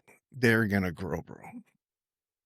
Well, I mean, if they grow, dude, this might be what Revelation is all about, Like this, like there is some what is required for them to grow requires like some of the ultimate evil that we all agree that it's just like the ultimate evil.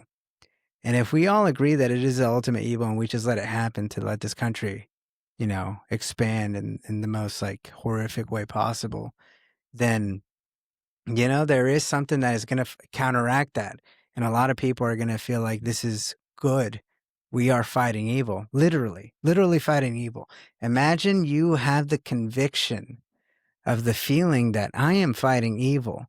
And if that is the case, and the U.S. government or like us as citizens are associated with that, we are also going to be viewed on the other side. Not only that, like within Americans, if people feel that way, that there are like entities within our government that are supporting this pure evil, then they are evil.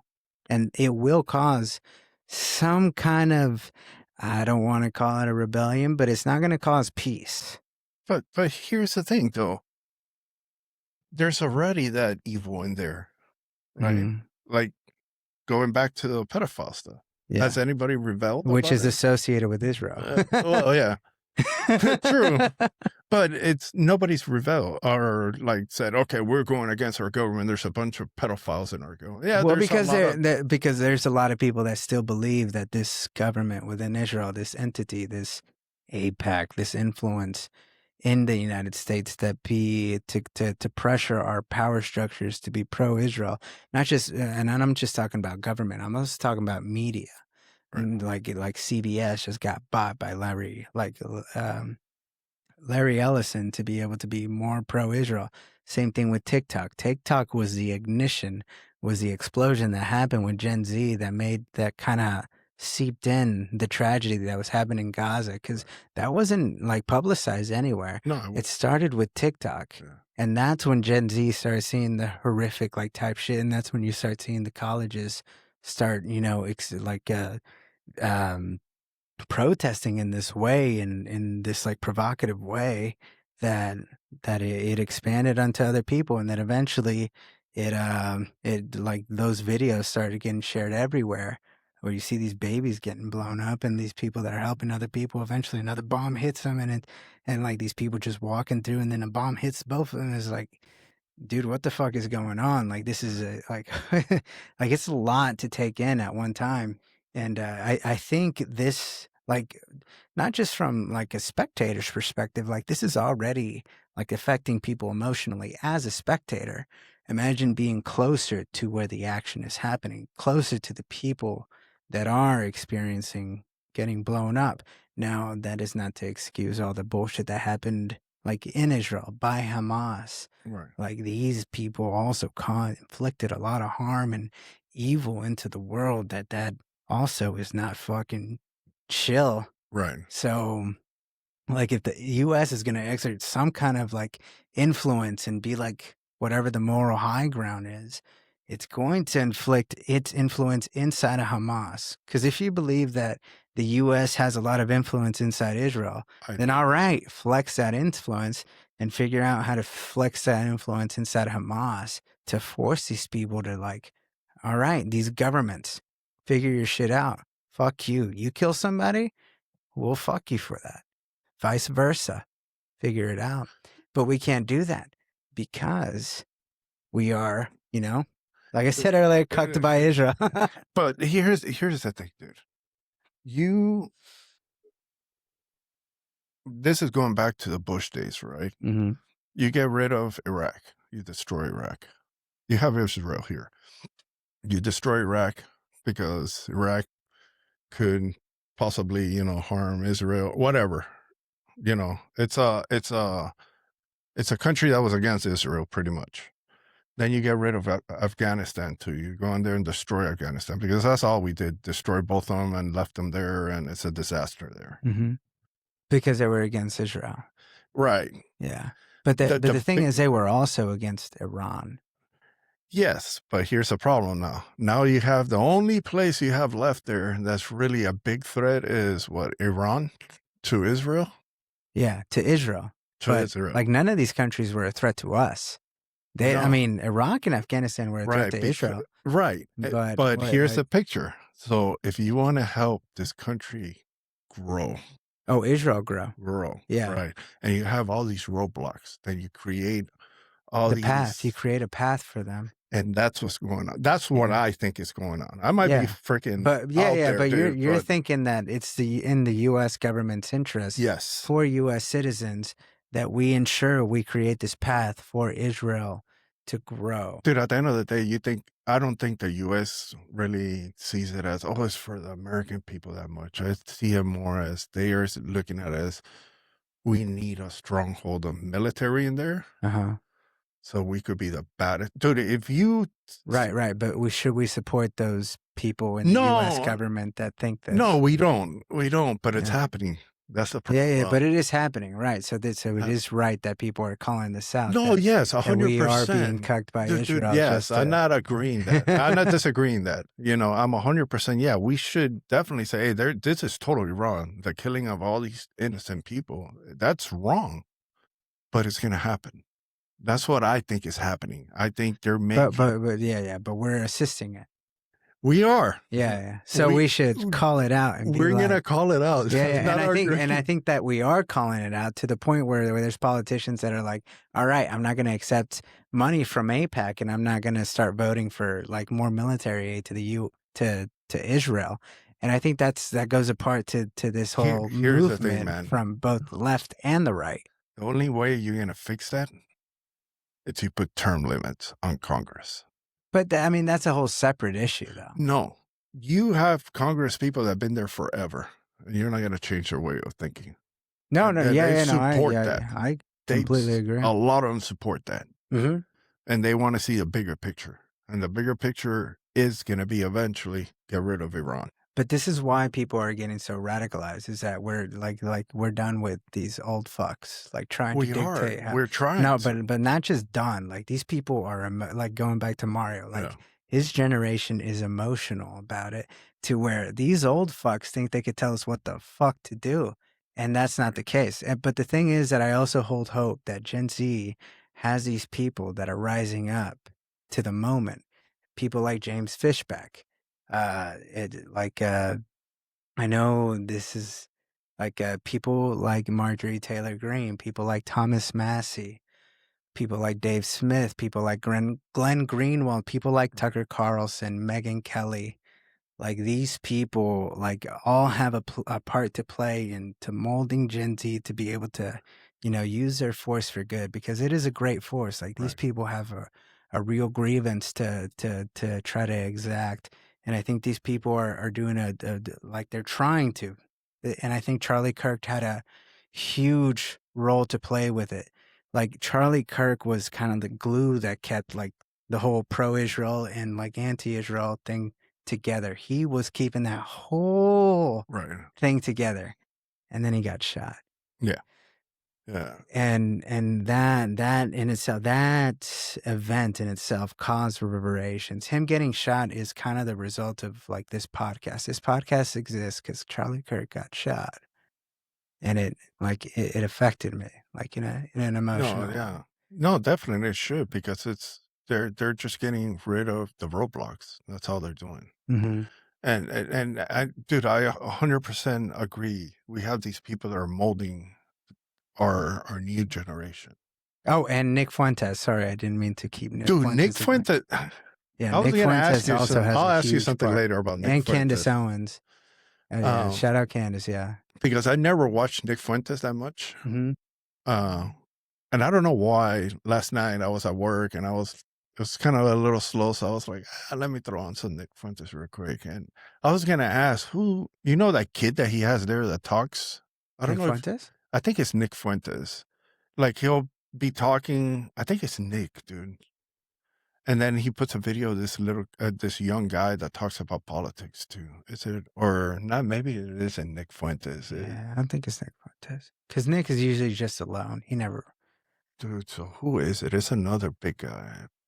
I'll come up to my mind. Yeah. Give me a few. But yeah, dude. So I agree that we need that movement, but I think we're a little late for that movement. What moment? That movement of the new generation. I think that's going to happen in Israel, Uh-huh. and it's too late for that. Oh, well, I mean, if it is too late for it, dude, like we're in for some dangerous times ahead. I man. think the end picture, you're going to get rid of Iran. And you can see it already, them trying to pick fights with Iran all the time. Oh, yeah. 100%. And it's coming, dude. Yeah. It's a matter of just time. Israel is dragging us into this conflict with Iran. And then, which is not a good thing. No, it isn't. It isn't at all, dude. And like I told you, man, I'm not a big war guy. I at the end of the day, innocent people die in wars. Mm-hmm. And it's not a good thing, man. But at the end, dude, you're going to see a giant Israel over there controlled by the U.S. And that's the end picture. It's not going to be controlled by the U.S. It will be controlled. It's already not controlled by the U.S. It is controlled. The U.S. does not control Israel. Israel controls the U.S. I don't think so, dude. I disagree with you 100%. Yeah. Well, I mean, give me examples as to why not. Dude, they make it so I think the U.S. is very sneaky at things they do. Yeah. They don't. I think they play this whole, innocent, like, yeah, Israel's telling us kind of what to do. Who says that? Who in the US that's what I think. That? That's what I think. No, I don't think anybody in the government says that. Mm-hmm. I think, like, it looks like Israel has a foot on us, right? And tells us kind of what kind of manipulates us to join and do wars and shit that we shouldn't be. But at the end of the day, I really, honestly, deep inside me, I think if the U.S. really wanted, they'll be like, look, dude, you're either going to do what I tell you to do, or guess what? We're going to wipe you out too. And they can. They so can. Well, I mean, but vice versa. Israel can really just cause They World could, War III. they can. They could And try to cause a. they have threatened. Israel has threatened us that if you don't support us, we will use the Samsung option. You know what that is? No. Did you know that Israel has nuclear weapons that they don't officially recognize? Like The officially, even the U.S. right. They of all the countries that have recognized their nuclear weapons that they are nuclear countries.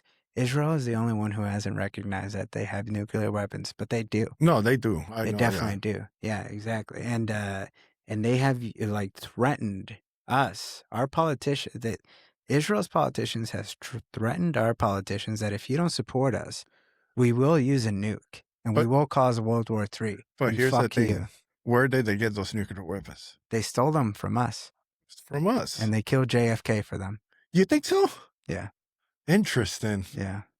Or at least they had interest in killing JFK for him because he was the only roadblock for them to get nuclear weapons. He was the lead principal, like advocate against them getting nuclear weapons. Dude, I think if you arm a country with nuclear weapons, right? A country that's a little unstable, because Israel is not, you could say, 100% stable.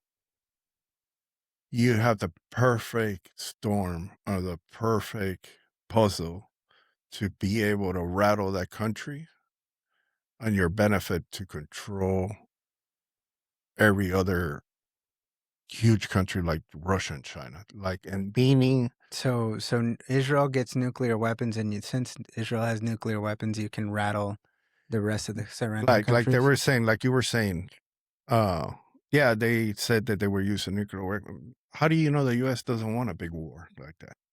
Well, that's the thing. Even if the U.S. did want a big war like that, I want all people who are interested in that type of war to not get what they want. So all the people that are interested in that type of war, I would like to very critically analyze their thought and process and why they want this. There, And that's why I mean the biggest person, the biggest entity that want this war is the right in the Israel government. Not everybody in Israel. There is a huge opposition to it as well. And there are a lot of Jewish people that are super against this, namely Dave Smith and Glenn Greenwald, who are both super Jewish and are super like, this is gonna, like, this is super bad. yeah, I don't know, man. I just think there's an interest there that we're not seeing the picture of from Oh, the I think we're U.S. seeing it, but we're seeing it like we've been, blind to it this entire time. Like we've been taught to see, like this is why it's coming out the way it's coming out. Like in Mario's case and all, where it's a little like freaky to like, whoa, man, chill. Like where's this shit coming from, man? Yeah, yeah. Like an Austrian painter once, like, Yeah. you know that Exactly. like how do you get there? You know, and I think a big thing that has to do with it is we grew up being taught that this group of people, the Jewish people, have been like the biggest group of victims that have ever lived in all of human history. And we need to recognize it, and we need to, venerate that moment in time. And like if there's ever any criticism of these people, like remember that it all started with a little criticism to these people in Germany, and eventually it turned into a flood in Germany, and eventually it became like Hitler's whole aura. And that's why anti-Semitism is really, really, really bad. And you should always avoid those types of questions. Don't question that type of stuff. Right. It's anti-Semitic. I don't know, man. I just think there's another. There has to be, dude. There has to be an interest there for Yeah. the U.S. Yeah. And if there wasn't, they wouldn't be helping out. Well, why not? If Why would most of they? the people in power in the U.S. are Zionists, Uh, whether or not they're Jewish or Christian Zionists, or a lot of them holding power are hardcore Zionists. yeah, but I don't know. Not that bluntly. I don't think they would be. I think they're all pretty bluntly judged. I mean, all of our presidents has gone to Israel and gone to that wall and kissed that wall. Yeah. Like at this point, it just feels like a humiliation ritual. But then again, dude, I mean, you're gonna tell me if the you go, only president that didn't do that was JFK, and he got murdered. but then again, if you go to Israel, you're gonna tell me you don't want to go see the wall. No, fuck that. Come on. Like I associate that wall with a humiliation ritual, and I think most of this generation does as well. They Well, see that wall and they're like, "What the fuck? Like I'm not kissing that shit." well, I Fuck wouldn't you. kiss it either, Yeah. but I would like to go see it. Yeah, well, I today at church, we went to church today, and like the lady came up at the podium at the end, you know, making all the announcements and stuff, and she announced this raffle for like, hey, if you pay $20, you could be entered into this raffle to get a chance, to get a all paid expenses trip to the Holy Land. They used to call it Israel. They used to say Right. Israel, but now they say the Holy Holy Land Land, right. because Israel has like this negative connotation to it. But yeah, like I do recognize that that land is where a lot of our canon happened. But like I also think that whatever is governing that land right now, like whatever entities, whatever power structures, whatever spirits are, you know, beholden to that place right now is very demonic, Yeah. I would not feel comfortable going out there, or it just feel like a little nasty Yeah. to see to feel the vibes of that place right now. Yeah, there's a lot of shit going on there for sure. Mhm. That I agree. Yeah, I don't know, man. It's hard. It's a hard topic. I just like I try to picture it like, let's say like what was that guy's name? Noriega in Panama, right? Who? Noriega? Noriega. Uh-huh. We didn't give a shit about him until he started threatening about the whole Panama Canal thing. Mm-hmm.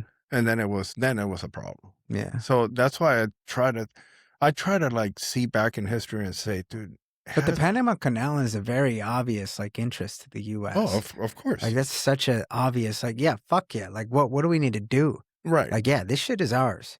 Yeah. Yeah. Fuck you, China. Like this, nah, this is ours. Yeah. But the thing with Israel is like there is nothing obvious like a canal. Maybe That is not ob- obvious to us. That's Yeah, a but problem. fuck if you can't like articulate what it is that we're out there for, then like Because here's the problem. Yeah. If you come out and say, okay, guys, look, all this Israel stuff is because we want to grow Israel and we want to have like a massive control over that area. What do you think is going to happen? Russia and China are going to be like, hell no.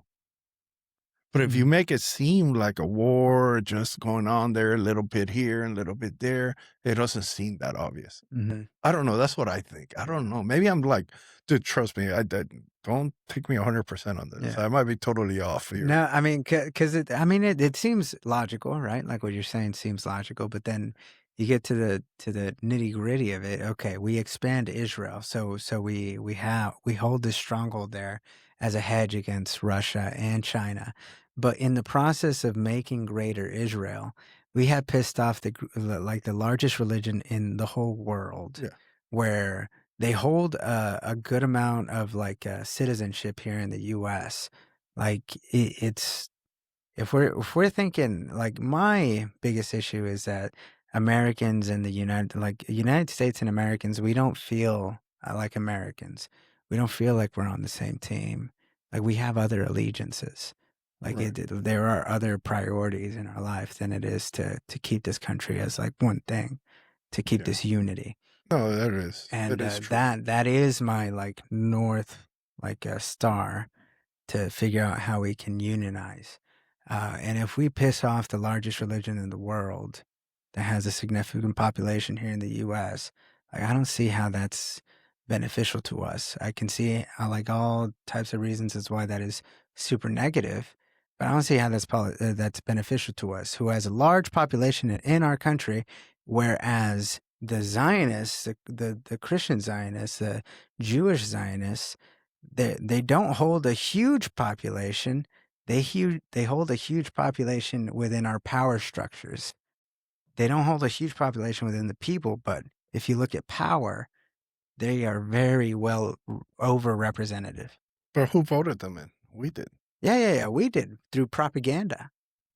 Strong propaganda. Very convincing propaganda. Like it's I sincerely can say that I felt emotional over the Holocaust. Yeah. Like it was like Hitler did like shoot up to the same ranking as the devil. Yeah, Like exactly. Yeah. that is how I got brought up, and that is how I felt for a long time. But I think a lot of people are starting to not feel that way at all. So here's the thing. Like, how big of a population you think is Hispanic here in the US? It's probably a big, A big population, yeah. and we're right now pissing them all off, Who all the Hispanics, by doing all this immigration bullshit. we're pissing off the Oh, are you talking about like the Yeah, going back to our ICE? country. Yeah, Yeah, ICE and all that. yeah. Sorry, Yeah, dude. yeah. I'm all over the We're place. causing a lot of chaos here. Right. But So, I think it's a distraction, and I think it's very unnecessary. And so here's the thing. Do they care? No, they're who's doing it they? anyway. Like our government. Oh no, No, they don't. So no, no, what no. would be the difference if they pissed off a whole religion, like we were talking a little bit earlier? Oh, They don't okay. care, bro. Yeah, but the thing is, like a lot of the Latin community also agrees with the deportations. Like, yeah, there is like a lot of like evidence of wrongdoing from the U.S. government towards the immigrant population, and I just found out today that someone within my circle got deported. Like Oh shit. that's tough, dude. Like you can't imagine that. Like their kids are still here, their Yeah. wife is still here, but this one individual got deported. You literally just broke a family apart, and I Yeah. think that that in itself is like all right. We draw the line now because his children are here, and they are going to grow up in the U.S. and they are U.S. citizens, and you know, uh like that's I think that's just wrong to assume that, but there is a huge population of Latin America that like by Latin America I mean Latins within the Uh, United States of right. America that agree that there within the last like 5-10 years there has been an exponential amount of like people foreigners coming inside the US that haven't assimilated here at all and don't add to society. On the contrary, they take up public resources. And that is where the real disconnect, I think, is between the two sides is that the other side, the people that are anti-ICE, that see all that like bad stuff happening, like there's a lot of bad stuff happening. So they'll never get to the point where they can understand the other side Right. of like, hey, like this is nah, fuck that. Like fuck that. Like I don't know these people. These people don't care about my country. These people don't care about my community. They actually want to like push us out. Like no, we like my family has been here. My father has been here. My grandparents have been here. My great grandparents have been here. Fuck you. Like don't like as the whole like Yeah. the don't tread on me type Yeah. thing. Yeah. So like that is where the disconnect that I see with it. And but yeah, going to your point of how would the Latin community here in the U.S. feel about the deportations? Well, the thing is, a lot of Latin people agree with the deportations. We just disagree with like don't separate like families that have been here that already have roots here. Like just at least at the very least. So first, at the very least, start with the criminals, Yeah. and I then agree. after that, just start with the people that just haven't assimilated Yeah. at all. Like that don't go to our schools.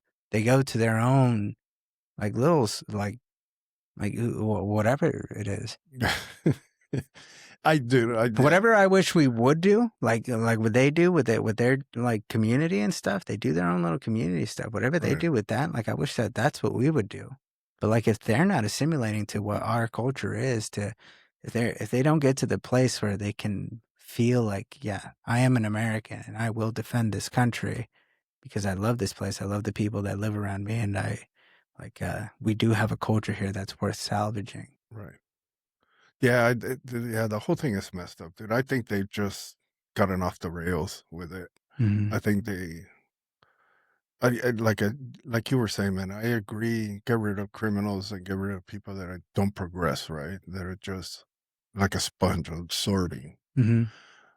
But here's the problem: is like they're not doing that though, dude. They're just Yeah, no, they're provoking. And I yeah, think they're provoking on purpose. they're Again, to distract and to try to divide. yeah, Like that, it is a division tactic. And I don't know, like now that I kind of like really look into all the, like, am interested in this stuff, this is how I see it. I see that this is just like a tactic to try to divide us between like different ideals. Like, because I think a lot of us are kind of grouping around this Israel issue. yeah, The Israel issue, the anti-Israel issue. There's both people on the left and the right that are joining forces to push this issue forward. Same thing when it comes to economics. There are people on the right, and there are people on the left that are joined together to also join this coalition that is anti-Israel. And then there is also this group of people, both on the right and the left, that are anti-pharma, anti like this whole healthcare system type stuff, that this whole like food business, like the food pyramid, where they wanted us to eat a bunch of like bread for some reason.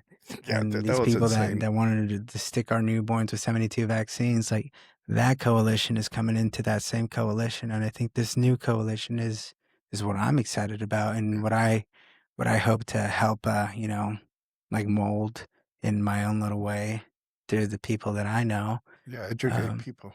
yeah, like I think this coalition is really what we're feeling. This coalition is like the heartbeat of America, and I hope that the brains of America starts molding itself in there as well to be able to create some instructable force.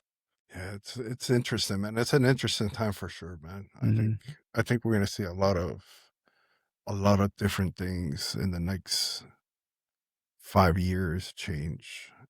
I just hope they're for better. Hmm. But I don't know. We'll see. We'll see, man. We'll see.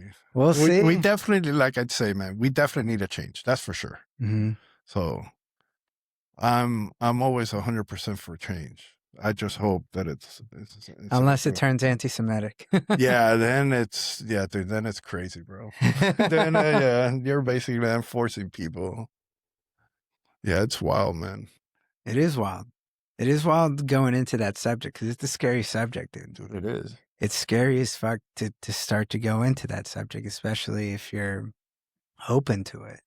Yeah, Like the whole Jewish history, the whole like all that. It I think it is important that everybody looks into it so we can communicate with, especially the people that have already been exposed to those ideas, right. to try to mitigate it, as opposed to trying to say, nope, you're anti-Semitic for thinking that way. Like last night, I was having a debate with Carlos. Now, where Carlos, he's anti-Israel as well, but going back to this whole thing that we should start these debates on the podcast, in which we, although like let's say you're anti-Israel, let's say you make the pro-Israel argument, so you try and then I try to make the other argument, and he gave a really good argument, a really good pro-Israel argument. I was freaking out, dude. I don't know if the camera was on me, but it was like I felt nervous, and I felt like I looked nervous. I didn't know what to say to his his point about like why Israel like is why you should be pro-Israel or whatever. And I was like, damn it, fuck. Yeah, that dude. That's why, like, But then I gave a better argument. That's the end of the story. like you see, when I sit and talk to Mario about that stuff, he's very educated on that stuff, dude. Yeah. And like I said, I feel like I know just this much, right? So I try to say what I can, but yeah, dude, when he gets really deep into it, I have to like back up a little because I'm like, dude, you're like, wait, now your education on that is like here, Yeah. and I'm No, I think we should encourage everybody's Yeah. education on it, like because these ideas have been presented into the arena, and they Yeah. are here, and they are here to be contested with, and Yeah. like you should confess with them and not just call people names. This is kind of like a whole complaint Right. with the left, with them calling racist for everything. Oh God. Yeah, like that's super gay. Like fuck that. Like all right, I have an idea. Fucking debate me.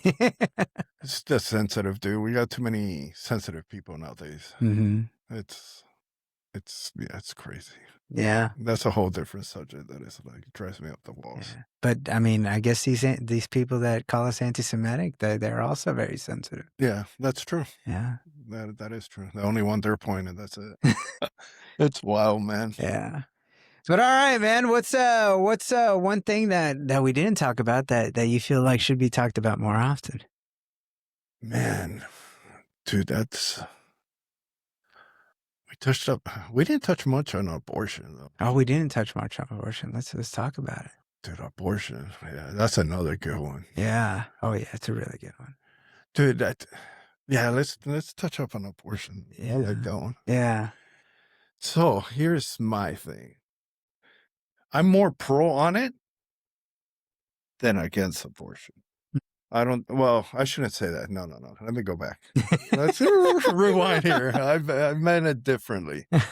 So yeah, I don't think abortion is a good thing at all. Mhm. I really don't.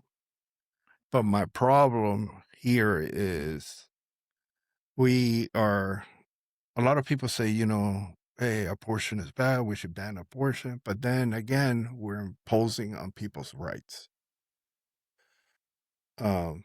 Well, whose people's rights is then you The get into that question. mother's rights The mother's rights or the baby's rights. or right.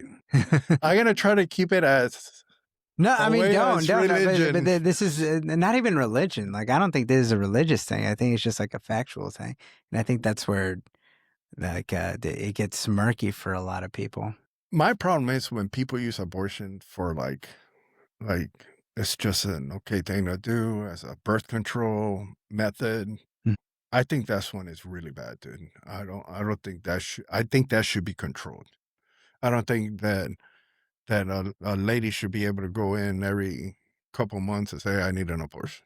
I need an abortion. Yeah, dude, that's so wrong. Mhm. But here's the case. Like, I think if like, let's say a mom is pregnant, right? And man, this is gonna sound so bad. But I'm going for it. If a mom, like the doctor says, okay, dude, this kid is gonna come out all messed up. He's deformed. Mhm. He's, and I'm saying early term abortion, not late. Like, dude, I'm so against late term abortion. Mhm. That's a big no for me because at that point you have almost a full developed person in your stomach. But if they could like somehow say, you're like 8 weeks, 10 weeks down the road, and they're like, dude, this baby is not gonna be formed. It's gonna be a deformed baby, or I think the mother should have the right to make that call. Mhm. Uh, you know, uh, I don't know. Deep inside me, it's still, because of my religious roots, it says no, that's still wrong. But something inside me says we still should let that mother decide. Mhm. Because at the end of the day, it goes back to, are we bringing a child that's going to suffer all his life? Yeah, it's almost like murder if you want to say that too, right? You're killing a baby, but Mhm. I don't know, dude. It's hard, man. It's a hard subject, bro. Yeah, I don't know. I've been feeling more comfortable with it over the last year or so. Um, it just goes coupled along with all the evil that I see in the world. That this is some kind of idea and feeling that was introduced to people to try to like ninja evil into our consciousness and just accept like the bad things in life is like, yeah, it's complicated. We're Yeah, introduce complication into like if you get to that point where it's kind of a simple thing. Um, but that's not to say that this is me kind of calling out the growth of something evil in our society. right. But I do not for one second believe that the people that participating in any of this are evil themselves. On the contrary, like they were just kind of led into just accepting this. This is like a normal thing. Like, yeah, I should feel righteous for, you know, choosing this path, and terminating, this life before, but for the for this baby's, like, like struggle or whatever, like it's easier to do it now. And for my struggle, like I'm a young person, and like I still want to live, I still want to travel, I still want to try to make it in life. Like this is the easier option. But I think what like I hope starts to populate into people's brains is that it's not like they're choosing the easy option isn't always a right No, it isn't. option.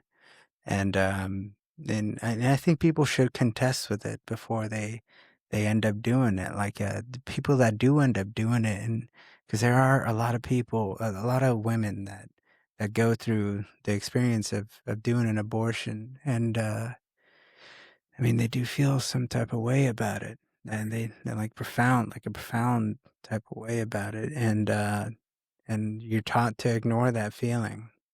And I think we should pay more attention to that feeling. Why does that feeling exist? And in my belief is because we all understand that was a truly evil act. Right. That good is not supposed to be easy. It's supposed to be hard. It should be a hard decision. The problem is they make it so easy nowadays, Hmm. and that's where I think it's wrong. Yeah. I dude, honestly, man, I think like if a mom went and said, look, I want an abortion. It shouldn't be a straight like, okay, let's go. It shouldn't. They should be a process where like, no, you have to get an ultrasound, you have to do all this still to try to see, I don't know, to try to show a person like, dude, there is something in there that's alive, right? Before you make this decision that you might regret, or depending on the person might just be a freaking evil person that doesn't give a shit, right? But you should be able to like tell people, no, you're gonna go through an ultrasound, you're gonna go through all this and try to show that person this kind of like think about it, what you're doing, right? Because I Yeah. think I mean, at that point, you're just trying to guilt trip somebody. Yeah, and I'm Yeah. 100% with that, dude. Hmm. I think you need to do that because I think that society and I think a lot of people are just like they just go in, yeah, I need an abortion, and the clinic doesn't give a shit. They're just okay, take it out, Hmm. and there's not that guilt. There's not that evil where you just kill somebody, and then if you don't, then that person could then again get pregnant and then have another abortion again because it never affected them, right? I guess that's what I'm trying to say. Like, there has to be something that affects you when you're gonna do that kind of decision. Hmm. Um, and dude, and nowadays there isn't. The whole debate is just the freedom for them to have abortions, right? And I think there's more to that, dude. Hmm. Dude, I'm gonna see if I find it and I'm gonna send it to you. There is this documentary on this lady that just had barely gotten they were doing like a control study. So this lady gets pregnant, right? So they put this monitor on her to monitor the whole process, right? And throughout like the beginning of the process, there was this slight moment. And dude, I don't know, like I said, I don't know if it's 100% accurate, but there's a slight moment where that fetus, there's like this light that popped. Like I don't want to say a light, but imagine inside them there's like this aura that just happened, right? And at that moment there was like, a heartbeat and everything. And then, they were trying to basically what they were trying to say is like, show is like, dude, there is just it's not just a little fetus, right? There's something else more to this than just, and the whole thing was about abortions and stuff like that. That just saying, "Oh, yeah, we're just killing something that's just, like, undeveloped," right? And dude, I don't know, that stuck with me for a long time, thinking, that is kind of interesting. But then I see all these debates of like, "Yeah, dude, and women's have the rights," and I don't and I tell myself, they should have a right, but also they shouldn't be doing this as an easy way out of, oh, I want an easy life right now. No, dude. I was like, then you know what? You should have been freaking keep your shit and not. You should have never had sex then, or have protected sex, basically, right? Yeah. And I don't know, man. It's hard, dude. I don't know. It's a hard subject, bro. But I think there's not an easy like yes or no to it. There should be some type of guilt trip when you're gonna go have an abortion. Yeah. I think so, man. Honestly. And I mean, but not just for women though. Like I think no, men for have, both. like the men, they just have this get out of jail free card that they just could just enact. Like they use because I mean obviously, like I think males and females are different, right? In a lot of ways, but males use their dominance to get out of jail free. Like, all right, fucking try to force me to stay here and be the provider and the protector of this child and you. Right. Force me, try me. You can't. You can't. You try to get the government to make me pay money to do you, but all right, I'll pay money, but I'm not going to protect you. I'm not going to care for you. I'm not going to care for that kid. Like there is no forcing function for that. And that I see as the role for other men to be able to enforce that type of shit. Like if you are the type of guy who is just willing to, have a child and just leaves a girl just willy-nilly, like it's incumbent on you to, share your frustrations with whoever your friend is that is just willing to do that. I mean, shame. I mean, there is benefit to shame. There is some positive to be gained from it. Like it's not always bad. I think it's good to like that. I shame myself for my actions for some like things. I should be more disciplined. I should exercise more. I should drink less alcohol. I should eat healthier. I should stop masturbating like I did. Yeah. Like it's a whole thing, man. There's this whole Where'd that curveball come from, dude? yeah. That's funny, dude. Yeah. Bring it from a super serious thing to like Dude, hey was man. like a curveball. Call me Clayton Kershaw, man. For a minute there, I was like, wait a minute, dude, did he just throw that curveball in there? I saw you try not to laugh too. Dude, I tried. You're like dude, I was like, oh my God, I can't.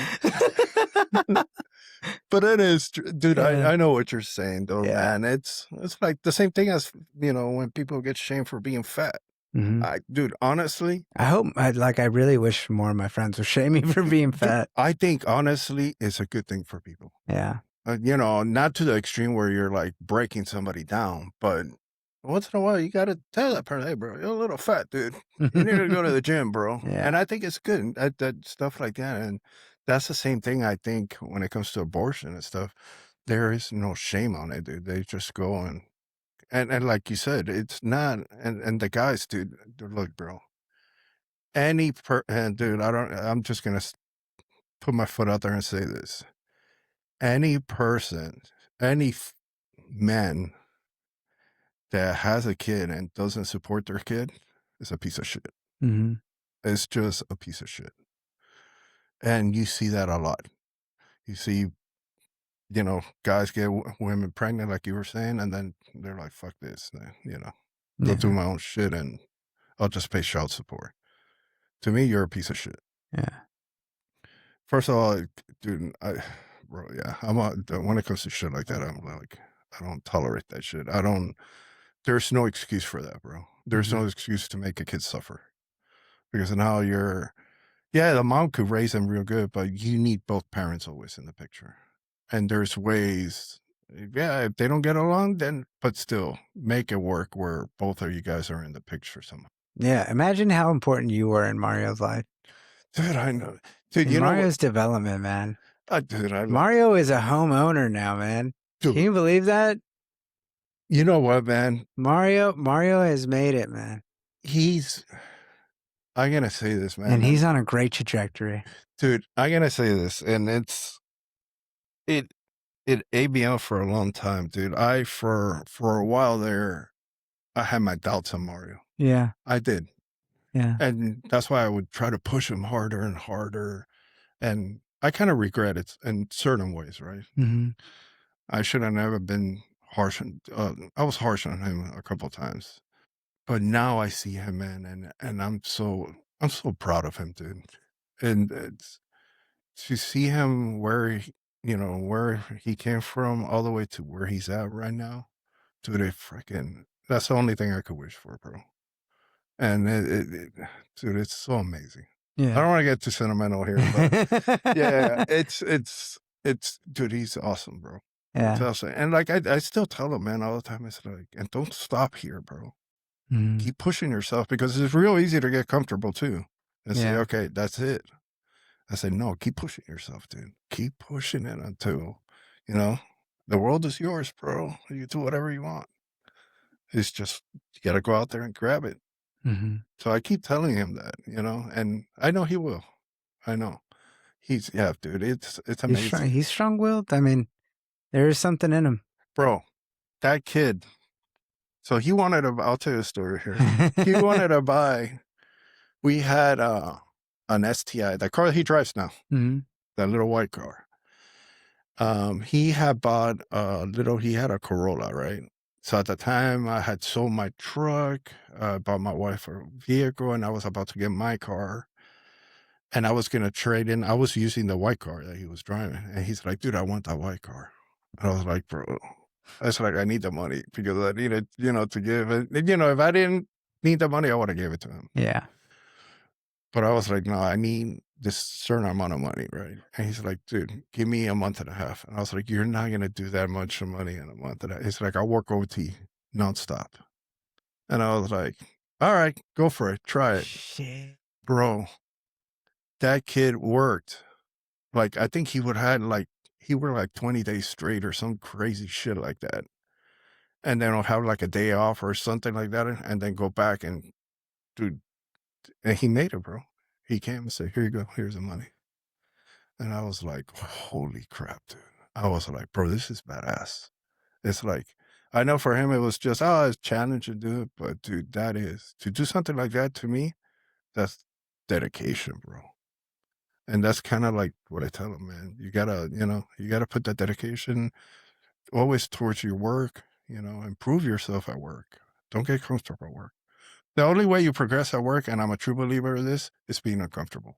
Yeah. Oh, we definitely made him feel uncomfortable. we definitely did our part. Yeah, that's the only way you go, bro. You gotta get uncomfortable, and that's when you're progressing. Yeah. And Ask him next time you see him, just like, or just over his life, just ask him what does solenoid do. Okay, I will, dude. I will. Yeah, dude. And that's what I keep saying, man. It's like telling him, dude. It's like that. Not only with that, whenever you get married and all that motivation and like, go get it, go do it, man. And that's what makes you a great person inside. Mhm. It's not. All the politics and stuff is good, right? All that stuff is good, but you got to take care of yourself in there. Yeah. And get what's important right now. Well, I shouldn't say right now, but your family, and then get everything else in there. And I think he'll get there. He'll Yeah. get there. We're pushing. We're like, dude, we're getting old, bro. We need a little. He's pro kids. He's pro kids. Yeah, I know. He's pro kids. Yeah. We keep telling him, ya estamos viejitos, mis nietos. Yeah.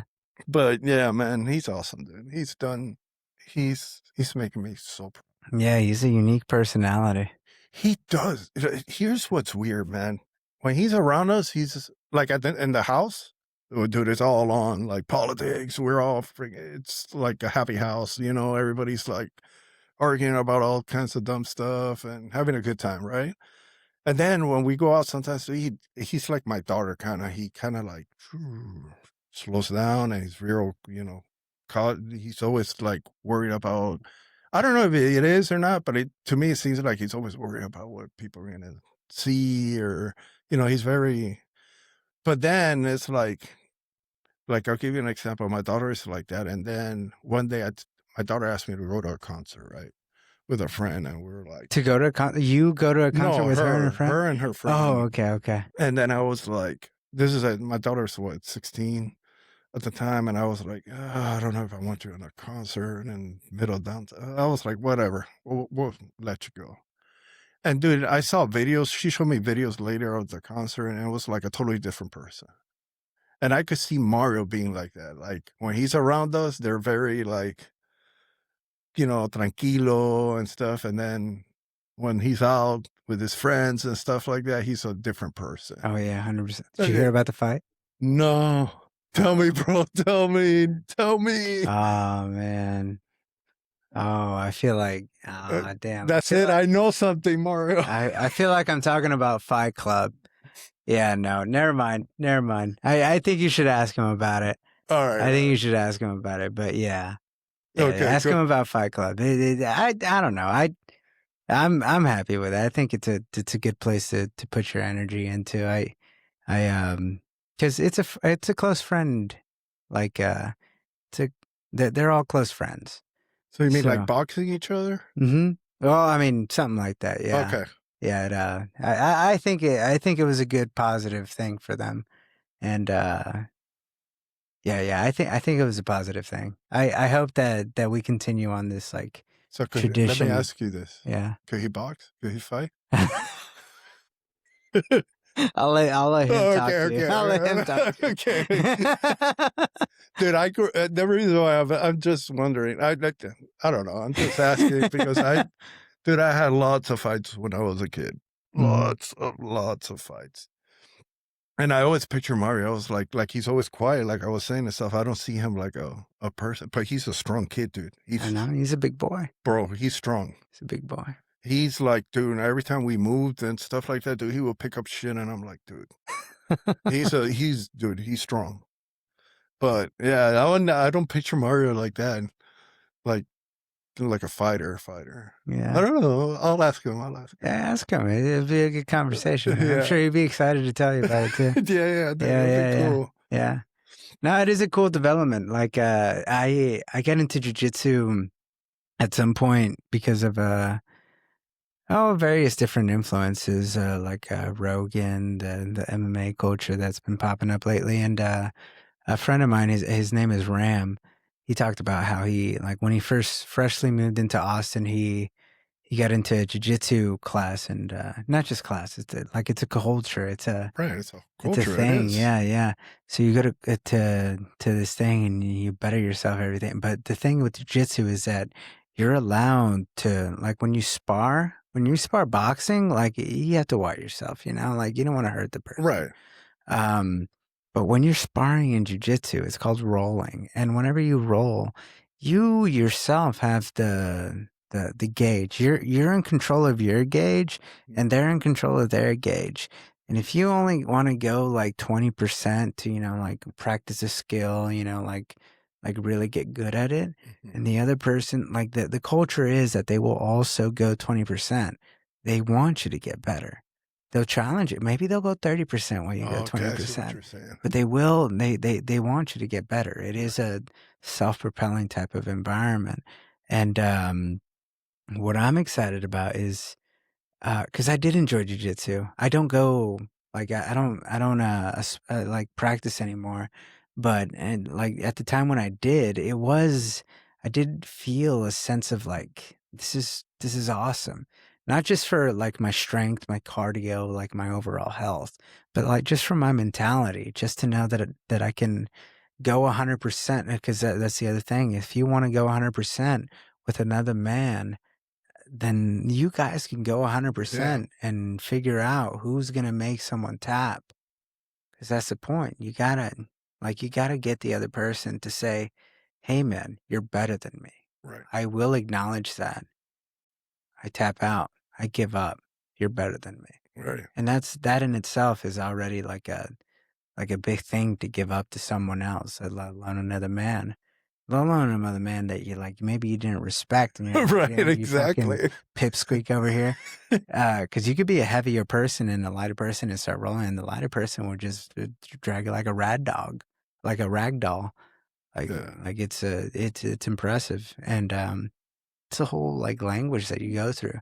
But I really want to get like more people within my circle to get into this whole jujitsu thing, because I think it's a really interesting concept to play with, especially with people that are like feuding like genuinely as friends. Right. Like it's a good outlet to, let your frustrations out on. Dude, most of the guys in the motorcycle club I'm in now they do jujitsu. Really? The president of the club is an ex Navy SEAL, Hmm. and he has his own jujitsu place. They're all based off in Dallas, but yeah, dude, they're There's a big. huge jujitsu scene here in Austin. The best jujitsu proctors in the world live here in Austin, namely Gordon Ryan. Gordon Ryan Really? is the best of he's the number one in the world. Gordon Ryan. Yeah, I know his name. He Yeah, lives here in Austin. I did not know They that. went to Puerto Rico for a while during COVID, but then they came back. Austin is their home base. This is, I mean, just by them being here, it makes it the jiu-jitsu capital of the world. Even though jiu-jitsu came from Brazil, Right, like it's literally called Brazilian jiu-jitsu. right. Like the Gracie family, the aura they had around like what jiu-jitsu is now being dominated by Gordon Ryan and his instructor. Um, Damn it, I forgot his name. It was in my head as I was describing in Brazil, and then it just went away. John Danaher. Okay, John Danaher. He like has a lot of physical problems now, but like he is the teacher. He is a sensei of jiu-jitsu now. Like he is the most sought after like instructor of all time. He used to be a professor at Columbia University. Like interesting. he's a very intellectual person, but he quit his job and like from being a professor at Columbia, one of the most prestigious universities in the Yeah. world, to be a proctor for jiu-jitsu, and he produced Gordon Ryan, not just Gordon Ryan, but like other jiu-jitsu stars that are just top level, top shelf type talents. Yeah, that's pretty cool, dude. Yeah. It's funny you said Fight Club because motorcycle club guys are always, pushing each other and, doing other shit. And I've tried to wrestle a couple of them that are pretty good at jujitsu, dude, and it's a bad outcome. It's a really bad outcome, dude. Yeah. Yeah. Yeah. And Yeah. then dude, there's this guy that he's just dude, small dude, and it's like he's a beast, bro. Hmm. He's just a beast, and it's like you bastard. It's like every time, dude. It's like this is not right, bro. But yeah, man, that's cool though, dude. I'm gonna have to ask him. Ask him. Yeah, He'd be happy to tell you, I yeah, think. Yeah, we're proud of our Mario. yeah. He's a good kid. He's an awesome kid, Yeah. man. Yeah. That's No. wild. I remember when he first started at where we work, and yeah, he was a work in progress, man. That's what I was gonna ask you. Yeah, he How was a does he work in do at work progress. Well, I don't work with him anymore, but when he works with you when I guys? did work with him, like there was one very smart individual that took him under his wing, and he genuinely did try like really hard to better Mario, but like he would get frustrated all the time. And this guy is a very patient guy, but like he'd be like, Mario, like, listen, dude, I told you, dude. Like I told you this. This is why I asked you about the solenoid thing. But Yeah. like I've already explained this to you like so many times. Like, come on, man. Like, get your shit together. Like, stand up, walk around. Like, get invested, get Right. obsessed Right. with this shit, please, for the love of God.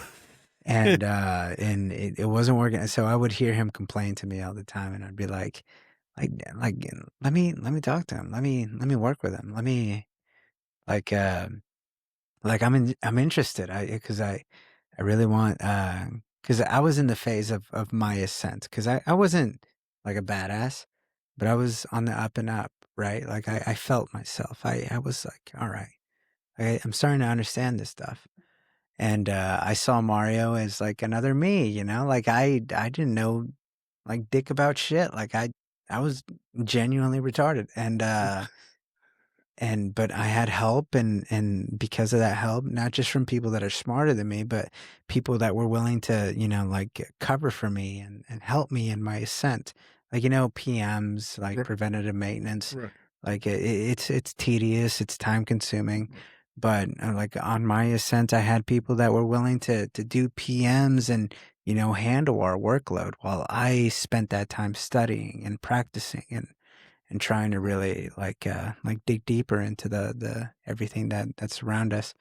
And I wanted to do the same thing with Mario. And so I told him to introduce him to me, and he did, and we started working together, and I told him to call me whenever he needs me, and he always did, and I would always go over there and help him out. And what was exhilarating to me is that I still wasn't proven at the time. I was still proving myself to myself. Right.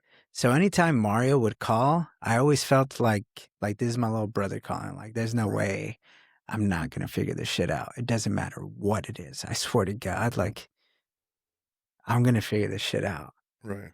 So that was my mentality anytime he called me. So I felt this extra like this extra adrenaline anytime he would call me to go help him out.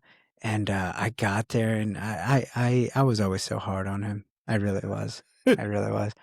And but I was focused. I really was like trying to get every single detail so that like when he asked me, I'd be able to explain to him exactly like what happened, what my thought process was, how I got to the conclusion, how this thing like fucking works now.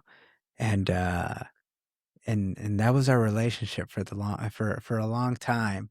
And he would get good at like the recoveries, like while I was working with him. Like if there was a certain situation that happened, he'd know what to do.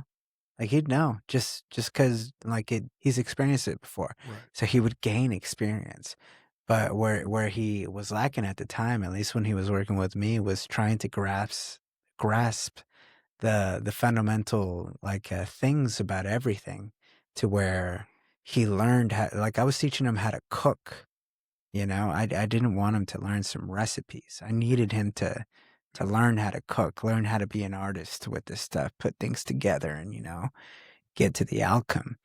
But he was learning recipes for a long time, and that was most of my experience with him until eventually I got moved out, and I didn't get to work with him so much. But he continued developing, Cool. obviously, and Yeah, dude, for the longest time, he frustrated me a couple times. Dude. His mom one day, we were doing I was gonna do an oil change on in my car, and he's like, "Take Mario out there and show him how to do the oil change." I was yeah, like, "Yeah, this is pretty simple." So, yeah. we jack up the car. And I thought, okay, Mario, start, loosening the oil pan bolt and all this. Dude, and he would like, instead of loosening, he was like, try to tighten it. And then I would try to explain to him, no, it's, the whole lefty, loosey, righty, or whatever. I Yeah. can't even talk right now. Righty tighty, lefty Yeah, loosey. there you Yeah. go. Yeah. And it was like he wouldn't understand. And Mhm. it was like, dude, and it got to a point where I was like, dude, get out of here. You're just driving me. You're just giving Yeah. me frustration right now. Yeah. But it was like little by little we worked. Like now he comes over. Oh no, he definitely has that attitude. Yeah. Because I had the same attitude when coming into like any kind of mechanical Yeah. type project. Because I also grew up that way. Like my mom wanted me to help out my dad with all these mechanical work and stuff, and like he would always have mechanical projects. Like he would always get cars in, and it'd be a different, like it's something within the engine, something within the axle, like like the gas pump, the whole gas tank. Like it would always be different. But whenever I would work with him, I just wouldn't know anything, and I just don't know like what we're doing, or like what the goal is, what Right. isn't working. He would just tell me to do stuff, and then when I would do them, and then I wouldn't do them properly, like he'd be like I could tell he would get frustrated, so he would just be like, grab the flashlight and point the flashlight here. And then when I'd get tired, and then like the flashlight would drift or whatever, be like, put it right. Like even me holding the flashlight would start to frustrate him. And then, so like, I never really had like, oh my God, I always want to work like with mechanical projects with my dad, which just because of that, it was just like this disconnect of like, I don't understand anything. I have no interest in this. I want to be inside in the warm, but I'm out here in the cold because it was like in Colorado, Oh my God. Denver, Colorado. Like it was snowing, like it was cold outside, and they would like force me to be outside and help my dad, and I'm like, I want to be out inside. I want to be comfortable. I want to play video games, whatever the case may be. But yeah, that was the biggest disconnect back in the day, and now getting into maintenance, because at first I didn't want to get into maintenance. I heard maintenance and I was like, that's stupid. Why would you want to be in maintenance? Right. Then I heard how much they make. Yeah. And then I realized how much like skill it takes, like earned skill, not just like, oh, like willy-nilly, like, oh, I know this, like, let me do it. Like it is something that you have to have repetition and start to get good at. Then it just became such a, like an interesting thing, something that would start to consume my mind at work and outside of work. And, that's kind of the vision that I was trying to sell or like implant into Mario. So that eventually he'd get obsessed. He never got obsessed. I still don't think he's obsessed, but he got good enough. He's a shooter, as we would say. Yeah, that's cool. Yeah. That's good. That's good. Yeah, he would come and tell me all the time. He's like, man, I'm struggling with the fundamentals of electronics. Yeah. He would tell me that all the time. I'm like, man, try to go to a class or something, a school, something. Watch some YouTube videos. Yeah, something. But yeah, I remember he told me that a couple of times, the whole fundamentals. And I could see that, dude. Yeah. You got to have like the basic stuff and then build from there. Yeah. But yeah, dude, he's cool, man. Now he shows up at the house and he's like, hey, Dad, I'm going to do an oil change. I'm going to use your tools. And I was like, go for it, bro. Once in a while, he'll like pull me outside and it's like, I don't know how to do this. And I'm like, come on, man. Yeah. Come on. This is easy. Yeah. But yeah, dude, he's good. He's a good kid. Yeah, I remember my dad wasn't in town, so he told me to change the alternator on the truck. And my mom needed the truck to get to work. And he was out of town, so like, how the fuck is my mom gonna get to work? So he kind of like put that on me. He's like, listen, like your mom's not gonna get to work if you don't get this shit done. So figure it out. And I was like, I've never done this before. I've never even done an oil change before alone. Oh my like God. At all. I didn't know anything about anything. And he's like, listen, like I'm gone. You got to figure this shit out or else your mom can't go to work. Like you're the man of the house, basically. And so I felt that pressure. I felt that force, that responsibility. So I started watching YouTube videos and then I said, oh, I found out, okay, how do I look for the part number? All right, what kind of alternator does this truck need? All right, well, let me figure that out. Oh, okay. Well, now I have a part number. Now I have like the make, and I didn't know what the make and model of a truck was. I like, what does that mean? Make? What's the make? What's the model? Fuck. Oh shit. So I looked that up and then I figured out, oh, okay. Well, now this VIN number. What's a VIN number? Yeah. Oh my God. Where do it? And then like, okay, it's on the windshield right here or inside the door or whatever. It's like, okay. So I like wrote all this down and I was like, okay, let me go to O'Reilly's or AutoZone and hopefully they can help me out to find the correct alternator. And they did. They were really nice and they were like, they're car guys, and they helped me out. And I was like, thank you. And he was like, do you need this tool to be able to lift the belts off and be able to do this easily? And I was like, no, I'm good. And I was like, oh, maybe I did need the tool. I don't know. I don't fucking know. We'll find out. We'll find out. Exactly. So I get back home with just the alternator and then I look at the YouTube video of like how to change the alternator and then he like brings out the tool that they showed me at AutoZone. I was like, fuck, shit. Damn, maybe I didn't need the tools. Oh my God. But no, I went into like the shed where my dad keeps all his toolbox and stuff and I started looking through and then I saw that exact tool and then in my head I was like, damn, my dad's prepared. Holy shit, he actually had this shit. Wow. So I grabbed the thing, I grabbed the right size socket and whatever, and then I go over there and I do what the YouTube video showed me. I took it off. It was a little difficult. It was cold as fuck. It was snowing outside, but I did it. I got it off. Once I got it off, I was like, oh my God, holy shit. And then I got the new alternator on and kind of like figured out.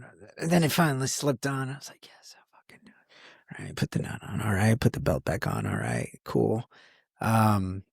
And when it ran, dude, oh my God. That's the best feeling, bro. I was on cloud nine. I just didn't know what to do with myself. I was like, oh my, I don't know. I was just really proud of myself. I didn't gloat. I didn't gloat, but I did feel really fucking good about myself that night. Yeah. Dude, that's the best feeling, man. Like when you couldn't, and dude, you know what's weird too? When you are put in a situation like that, people end up doing like shine in those situations. Like when the stress is there of like, dude, it's up to me to do this. And that's where I think, I don't know, man. Like I think like at work, my job, sometimes we're like super short-handed, right? And we end up running way better than when we have everybody on the floor. And it's because everybody goes in with that mentality of like, dude, we're short-handed. We got to fucking shine today, guys. And then next thing you know, dude, it's like, bro, we ran better than if we had 12 people here, 13, and we only have 6 people. Yeah. And I think that's our nature, dude. Like when we're put in that situation, we're like, fuck yeah, I'm going to go after it. Yeah. Try it, bro. Yeah. Let's see what happens. Yeah, I mean that's what this job made me realize is like I do a lot better under pressure, and when I'm under pressure, it sparks something else. It puts me in overdrive, and I just focus like I've never focused in my life. And when it happens, when it all comes together, it's just such a like it's a fulfilling thing. That is what fulfillment is to me. That feeling of struggling and coming out the other side victorious. Accomplishment, bro. Yeah. Yeah, dude, that's wild. What do you do there? Right now, I'm just a maintenance planner. Yeah. Okay. Before I was a maintenance technician. Well, before that, I was what's it called? A material handler, like one of those forklift drivers. Yeah. I mean, going back to like when I was married, it was a whole mistake or whatever. Like I lived in my car for a while, and then I moved from Colorado to Oklahoma, then from Oklahoma to Nevada, to where I got the opportunity to start as a material handler. And then eventually, you know, my trainer in the material handling space, he was like, "Hey, I got a room. I'm sure hotel expenses are pretty high." I was like, "Yeah, oh yeah, thank you." So I stayed with him, and over time, I got the opportunity to go inside because we were outside of the factory. We were in a warehouse type situation. So I never saw any of the automation. I was just, you know, like a reach truck or a forklift, a walkie or whatever. I finally got the opportunity to go inside one of the production lines, and I saw the robots moving like fast as fuck. Like all the machines working, all the like little intricate things like coming together at the precise time to make this shit happen. And to me, it felt like an orchestra. It felt like this thing that was just so finely tuned. It felt like a sight to see. And then eventually, I sent this message in the middle of the night. It was like 1 a.m., 2 a.m. to this person, this production supervisor, this maintenance supervisor that I saw on LinkedIn. And it wasn't even like a maintenance supervisor. It said production engineering supervisor or something. So I thought he was some kind of engineer. And I sent him a message, "Hey, do you mind if I asked you an open-ended question?" So my first message was like, "Can I ask you a question?" Like that might turn out to be like a bigger, broader conversation. It's like, "Yeah, sure, man. Like, shoot." And just him replying to me was just like, oh my God, adrenaline. Like, oh my God, I don't know what to say. So then I sent this like long ass message with like this message I really put a lot of thought into. Then it was a lot of back and forth. And then he eventually like invited me to to go shadow his technicians. So since he was a maintenance supervisor, he was like, hey, I mean, if you're interested in this stuff, like come on down and shadow what my technicians do on a daily basis. And this was on night shift. This was on on D shift, like Thursday, Friday, Saturday on night. Like that was their shift. I was on A shift. That was like Sunday morning, Monday morning. Yeah, totally opposite. Yeah, went the complete opposite. But it was in the middle of the night and I was like sleepless. So I was like, can I come right now? So I went that night and I met him, and like he was a really like a really nice guy, really cool guy, he's a smart guy, but like he was nice. And I always assume like really smart people are just mean, but like this guy was really nice. Um, And then he introduced me to his technicians, and then I just started following his technicians around. And his technicians were really nice to me, more nice than they needed to be. Like I was just causing I was just like an added variable to their day, so they had no reason to be nice to me, but they were. And they taught me a bunch of stuff, and they taught me like how the production line works, what they do, what certain technologies do, and it was just all so interesting. And then I saw them maneuver a robot with the robot controller, the Right. teach pendant. Yeah, the pendants. And that's when my mind blew, because I thought only engineers, like smart as fuck people, are allowed to touch these controllers. But I saw a maintenance guy do it, and I was like, okay, I have to get in this shit. I have to. So they had this program, the Gateway, for me to take a couple classes at like the community college to learn a little bit of the fundamentals, and then maybe they'll give you they'll give me an opportunity at the factory to work as a maintenance technician. Right. Long story short, I went there, I got the opportunity, I went to the interview, and they said, "Fuck no, you're retarded." So that was Did they for real? that was that. But the thing is that when I went to the program director, like she liked me, and she was like, "Hey, I'll give you a scholarship to do the whole like 2-year process to be a mechatronics engineering technician."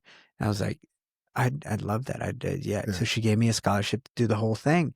So that was mostly from her and that college, the opportunity that they gave me. Like Emily Howarth, I owe my like success to her. She was amazing. She was an amazing educator at that. She made me interested in the subject and made me like really challenge myself to learn all this stuff. She works for Siemens now, but she gave me that opportunity, and I learned a lot, and I took advantage of it, and I really like dove into the whole subject. And then eventually, once I got I got another opportunity, and then I got rejected again, and another one, and I got rejected again, and then the final opportunity, I went up with this robot that we built because of the mechatronics class. And not only did I build it, I programmed it, and I took that robot to the interview. And I just basically did show and tell with the robot for every single interview. I did like 4 interviews with this robot. Instead of them asking me questions, like random questions about being a maintenance tech, I was just doing show and tell, showing them how the robot worked, what the programming I did to it, like what it can do, its functionality and stuff. And that took up all the interview, and all of them were just elated. And that's when I finally got the job. That's awesome. Yeah. That's crazy, dude. Yeah. And that was the job here And this was in Nevada. in Nevada. Yeah, and then eventually I transferred over here. Yeah. How's the environment in there, if you don't mind me asking? I love it. It's I pretty love good? it. Yeah. It's chaotic, but like that's where I Any find most of my manufacturing is success. chaotic. Yeah. That's cool. Yeah, I love the chaos. I don't think I'd be where I'd be if it wasn't chaotic. Like it really just kind of it's made for the people that want to make shit happen, you know? Right. Yeah. That's cool, man. That is cool.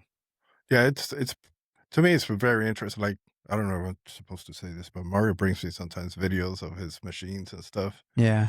and it's so cool. Like, I look at that stuff. For us, like I work in semiconductors, a whole different, like, everything is microscopic and it's a lot different.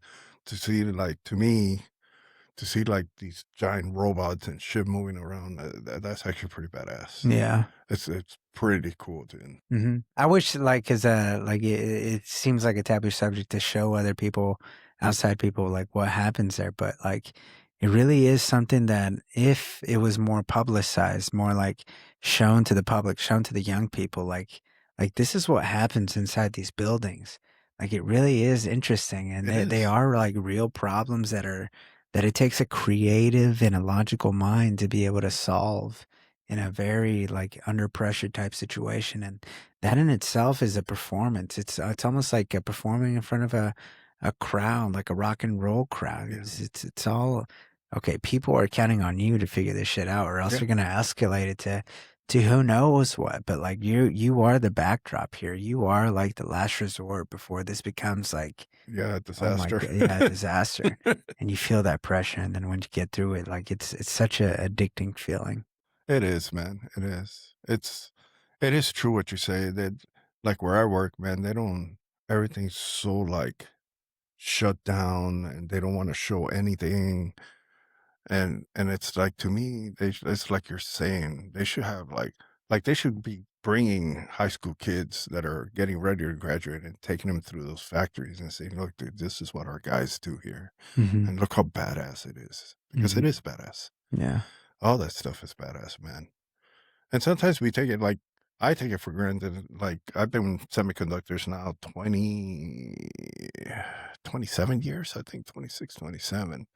And sometimes it's, to me, it's like, oh yeah, I'm just here fixing, running a crew that they're fixing tools. But then when you start getting into what are these tools doing and what is the whole process, you're like, oh, like space shit, things you see out in movies like NASA and Mhm. feels like, and it's, You are critical infrastructure. yeah, dude, it's amazing, bro. Yeah.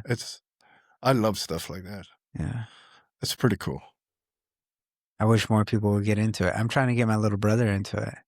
I'm trying to get my daughter into it. Uh, That's why I keep pushing her to get her engineering degree so she could, because our engineers do work on our tools a lot. So mm, that's my goal for her, is hopefully she'll get her engineering degree and then I could kind of stick her in Scoop her there. up. Yeah, screw her up, put her in there, and then you're on your own. Yeah, that's what I'm trying to do with my brother. But the thing is, I really do genuinely think he'll enjoy it. Like, yeah, I think he would enjoy being a problem solver and being like kind of pushed to whatever his limit is. Because right now he tries to push himself to his physical limit, but I don't think he's been really like pushed to exhaust himself in his like mental capacity. Yeah. Yeah, Yeah, you have to, man. You have to. In this world, you have to, bro. yeah, It's wild. very wild. Well, man, thank you so much. No, thank you, man. Dude, I truly appreciate this, bro. It was amazing. Yeah, it Honestly, really was. Yeah. honestly, I didn't think I was gonna. I was like, I'm gonna be freaking out here for a little while, but it was cool, man. I like Yeah. this. I'm telling you, you just forget about the whole Yeah, like situation. You get really into these subjects that obviously you care about, yeah, and um, I don't know. It just makes you think. It makes you think in ways that you don't regularly get to think, because you like, even when you're just by yourself, you don't get to really try to defend your ideas or whatever that, or even try to articulate whatever ideas that you have in your mind that you never really told anyone before. You just, hey man, like this is how I feel about things. But tell me if I'm wrong. it's healthy, dude. Yeah. It's very healthy for you to do that, Mhm. and that's cool, man. Yeah, dude, this was awesome, bro. Yeah. It was cool. Yeah, let's do it again. Let's Definitely. yeah, I'm we can gonna get have to Mario educate in. myself a little more on that Israel stuff. Yeah. next. What's the other thing that you disagree with Mario on? Mostly just we do the Israel stuff, the abortion stuff. He's like really like, Anti-abortion? yeah, dude. And Yeah. I try to like put in there like, well, what it is and what it is. He's like, no, it's like they're murderers. Who would have Yeah. thought, right? Yeah. Like you would have think that like eventually like the next generation is just going to be super anti-abortion, but it went the entire like opposite direction. I feel like Gen Z is super anti-abortion. Oh, he's like super against that. Hmm. And then we get sometimes into like the whole like, government with the taxes and stuff like that. And I'm like, So I always like throwing it, well, you're contributing to it. So you say you want to stop all this, but you're paying your taxes. Yeah. Just to mess with them, you know? Yeah. Yeah. But You're not willing to go to jail. exactly. So, Yeah. but yeah, it's fun, dude. It's all in good health and good, you know, good faith. Yeah. Yeah. That's all we need. That's all we need in this world. Good faith conversation. Yes, bro, definitely. All right. Jaime, thank you so much. Thank you, you sir. for being you. Thank you for your family. Thank you for giving us Appreciate it. Mario and into our lives. It's been fun. This conversation was fun, and I hope more people, you know, want to do it. If you know any interesting people, Okay. let them know. I'd love to talk to them. If you know anybody who is stronger on like the Israel and all the politics that had to do with that, like I'd love to talk to them, because like you said, it is kind of scary to have all these people that are delving into these ideas and not seeing Hitler as the devil. It's kind of like a culture shock. It really is. And It is, bro. we'd like to hear from more voices that are pro-Israel, that sound rational and don't call us anti-Semites all the time. All right. Yeah. That'd be awesome. Thank you so much. We'll see you later.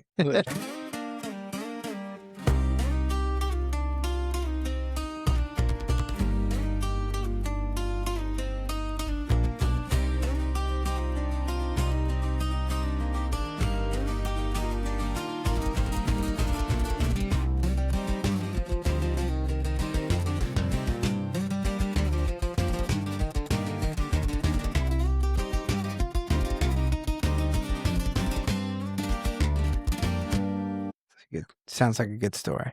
I'm gonna put like on that fish from SpongeBob 5 minutes late there. This fucking story. So yeah, so somebody invited me to go to Mississippi, right? And I was like, yeah, sure, why not Mississippi? Mhm. So get on a plane, go to Mississippi. This person that invited me lived or had a sister that lived there in Mississippi and was an owner of a bar over there in Mississippi. It was outside of Jackson in some little town.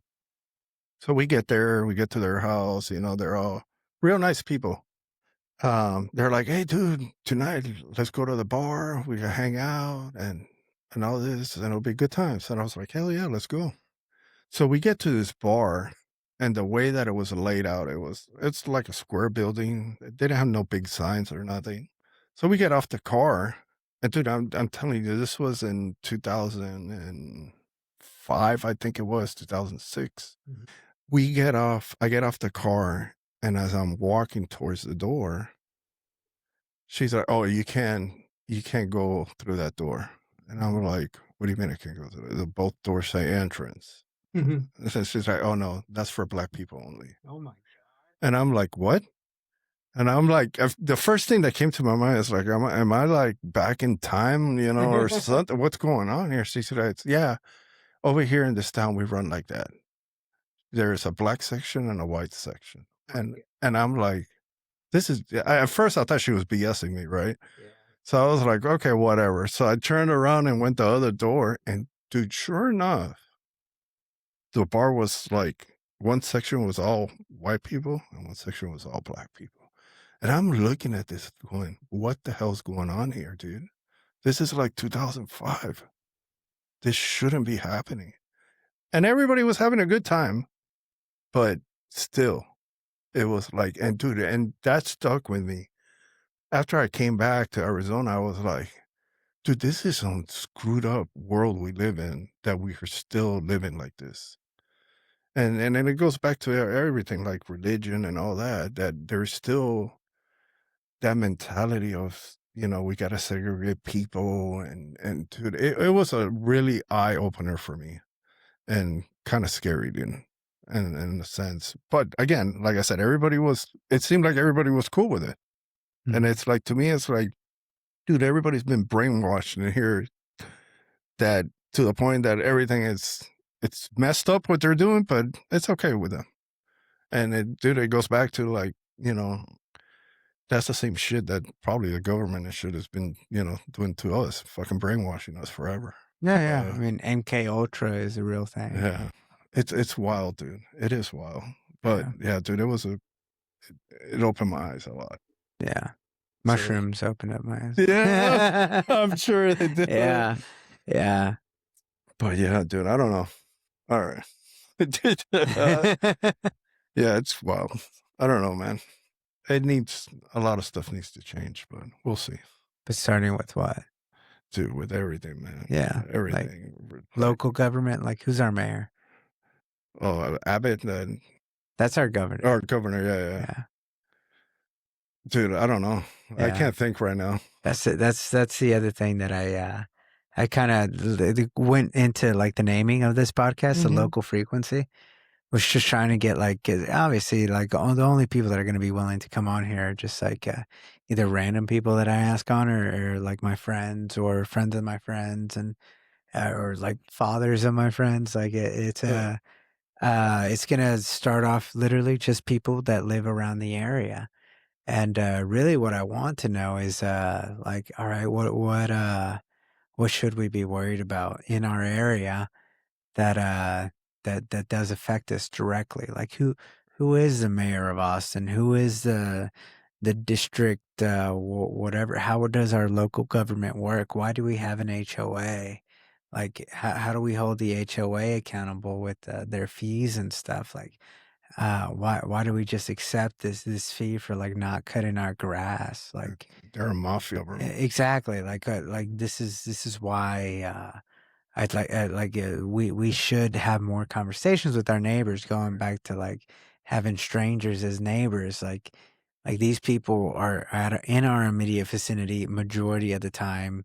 Like it's not even close. Right. Like we should at least know each other's names and have each other's numbers, and at the very least agree that all right, like we all intend to stay here for a while, so I'm at the very least going to try to watch out for your interests as well as mine. Yeah. Like my family comes first, but you know, like your interests, given that you're in my same vicinity, are also important to me. So I hope that you know, like we can, you Yeah. know, Like, grow with each other, grow over time, and you know, help each other out. yeah, because a growing community is, dude, it flourishes, bro. That's what you need to grow. Mm-hmm. But yeah, it's hard, man. You don't see that now. It's very hard to, like we went back what we talked about. Like, But why is it hard? dude, I don't know. I think it's just people, the way people have been. They're very like I'm a social person. If it was up to me, bro, I would like have everybody around my neighborhood. We'll all be chilling outside, talking, hanging out, and I don't know why people they don't like that. At least in my neighborhood. Yeah. They're very like, no, I gotta do Like, my hey, own thing. we don't want anyone loitering out here. Yeah, exactly. And Right, dude, yeah. and man, I don't know. It's weird. We don't want anyone feeling uncomfortable here by Right. a group of Exactly. people, you know, hanging out. Like, yeah, no, I get that though. Like, whenever you see like a bunch of gangsters next to a KFC or something, you might not want to walk in. I get where that comes from, but at the same time, it's like, why don't you know that group of people that's outside the KFC? Like, if they feel, you know, open enough to, you know, loiter in a public place like that, then the community should know who they are. Right. At the very least, the community. Maybe the federal government doesn't need to know. Maybe the state government doesn't know. The county government doesn't need. The city government may not need to know. But at the very least, maybe the community should know who these people are, Yeah. and what they're about, and whether or not, you know. Okay, like we know who these people are. I'm gonna go in and get my chicken. Yeah, Like exactly. that's fine. Like, you know, like they're high schoolers or they're people that, you know, that didn't really have, oh, well, I don't know, maybe a mixture of all of them.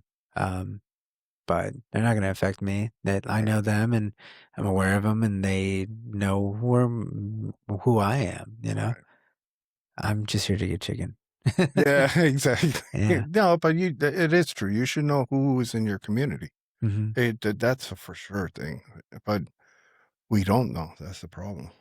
Yeah, it's wild. Yeah, I'm gonna try to make it my goal to have my neighbor come on this podcast at some point. Yeah. Yeah. Bro, let's talk real quick. I need, yeah. I have to, you know, introduce myself first because I don't know.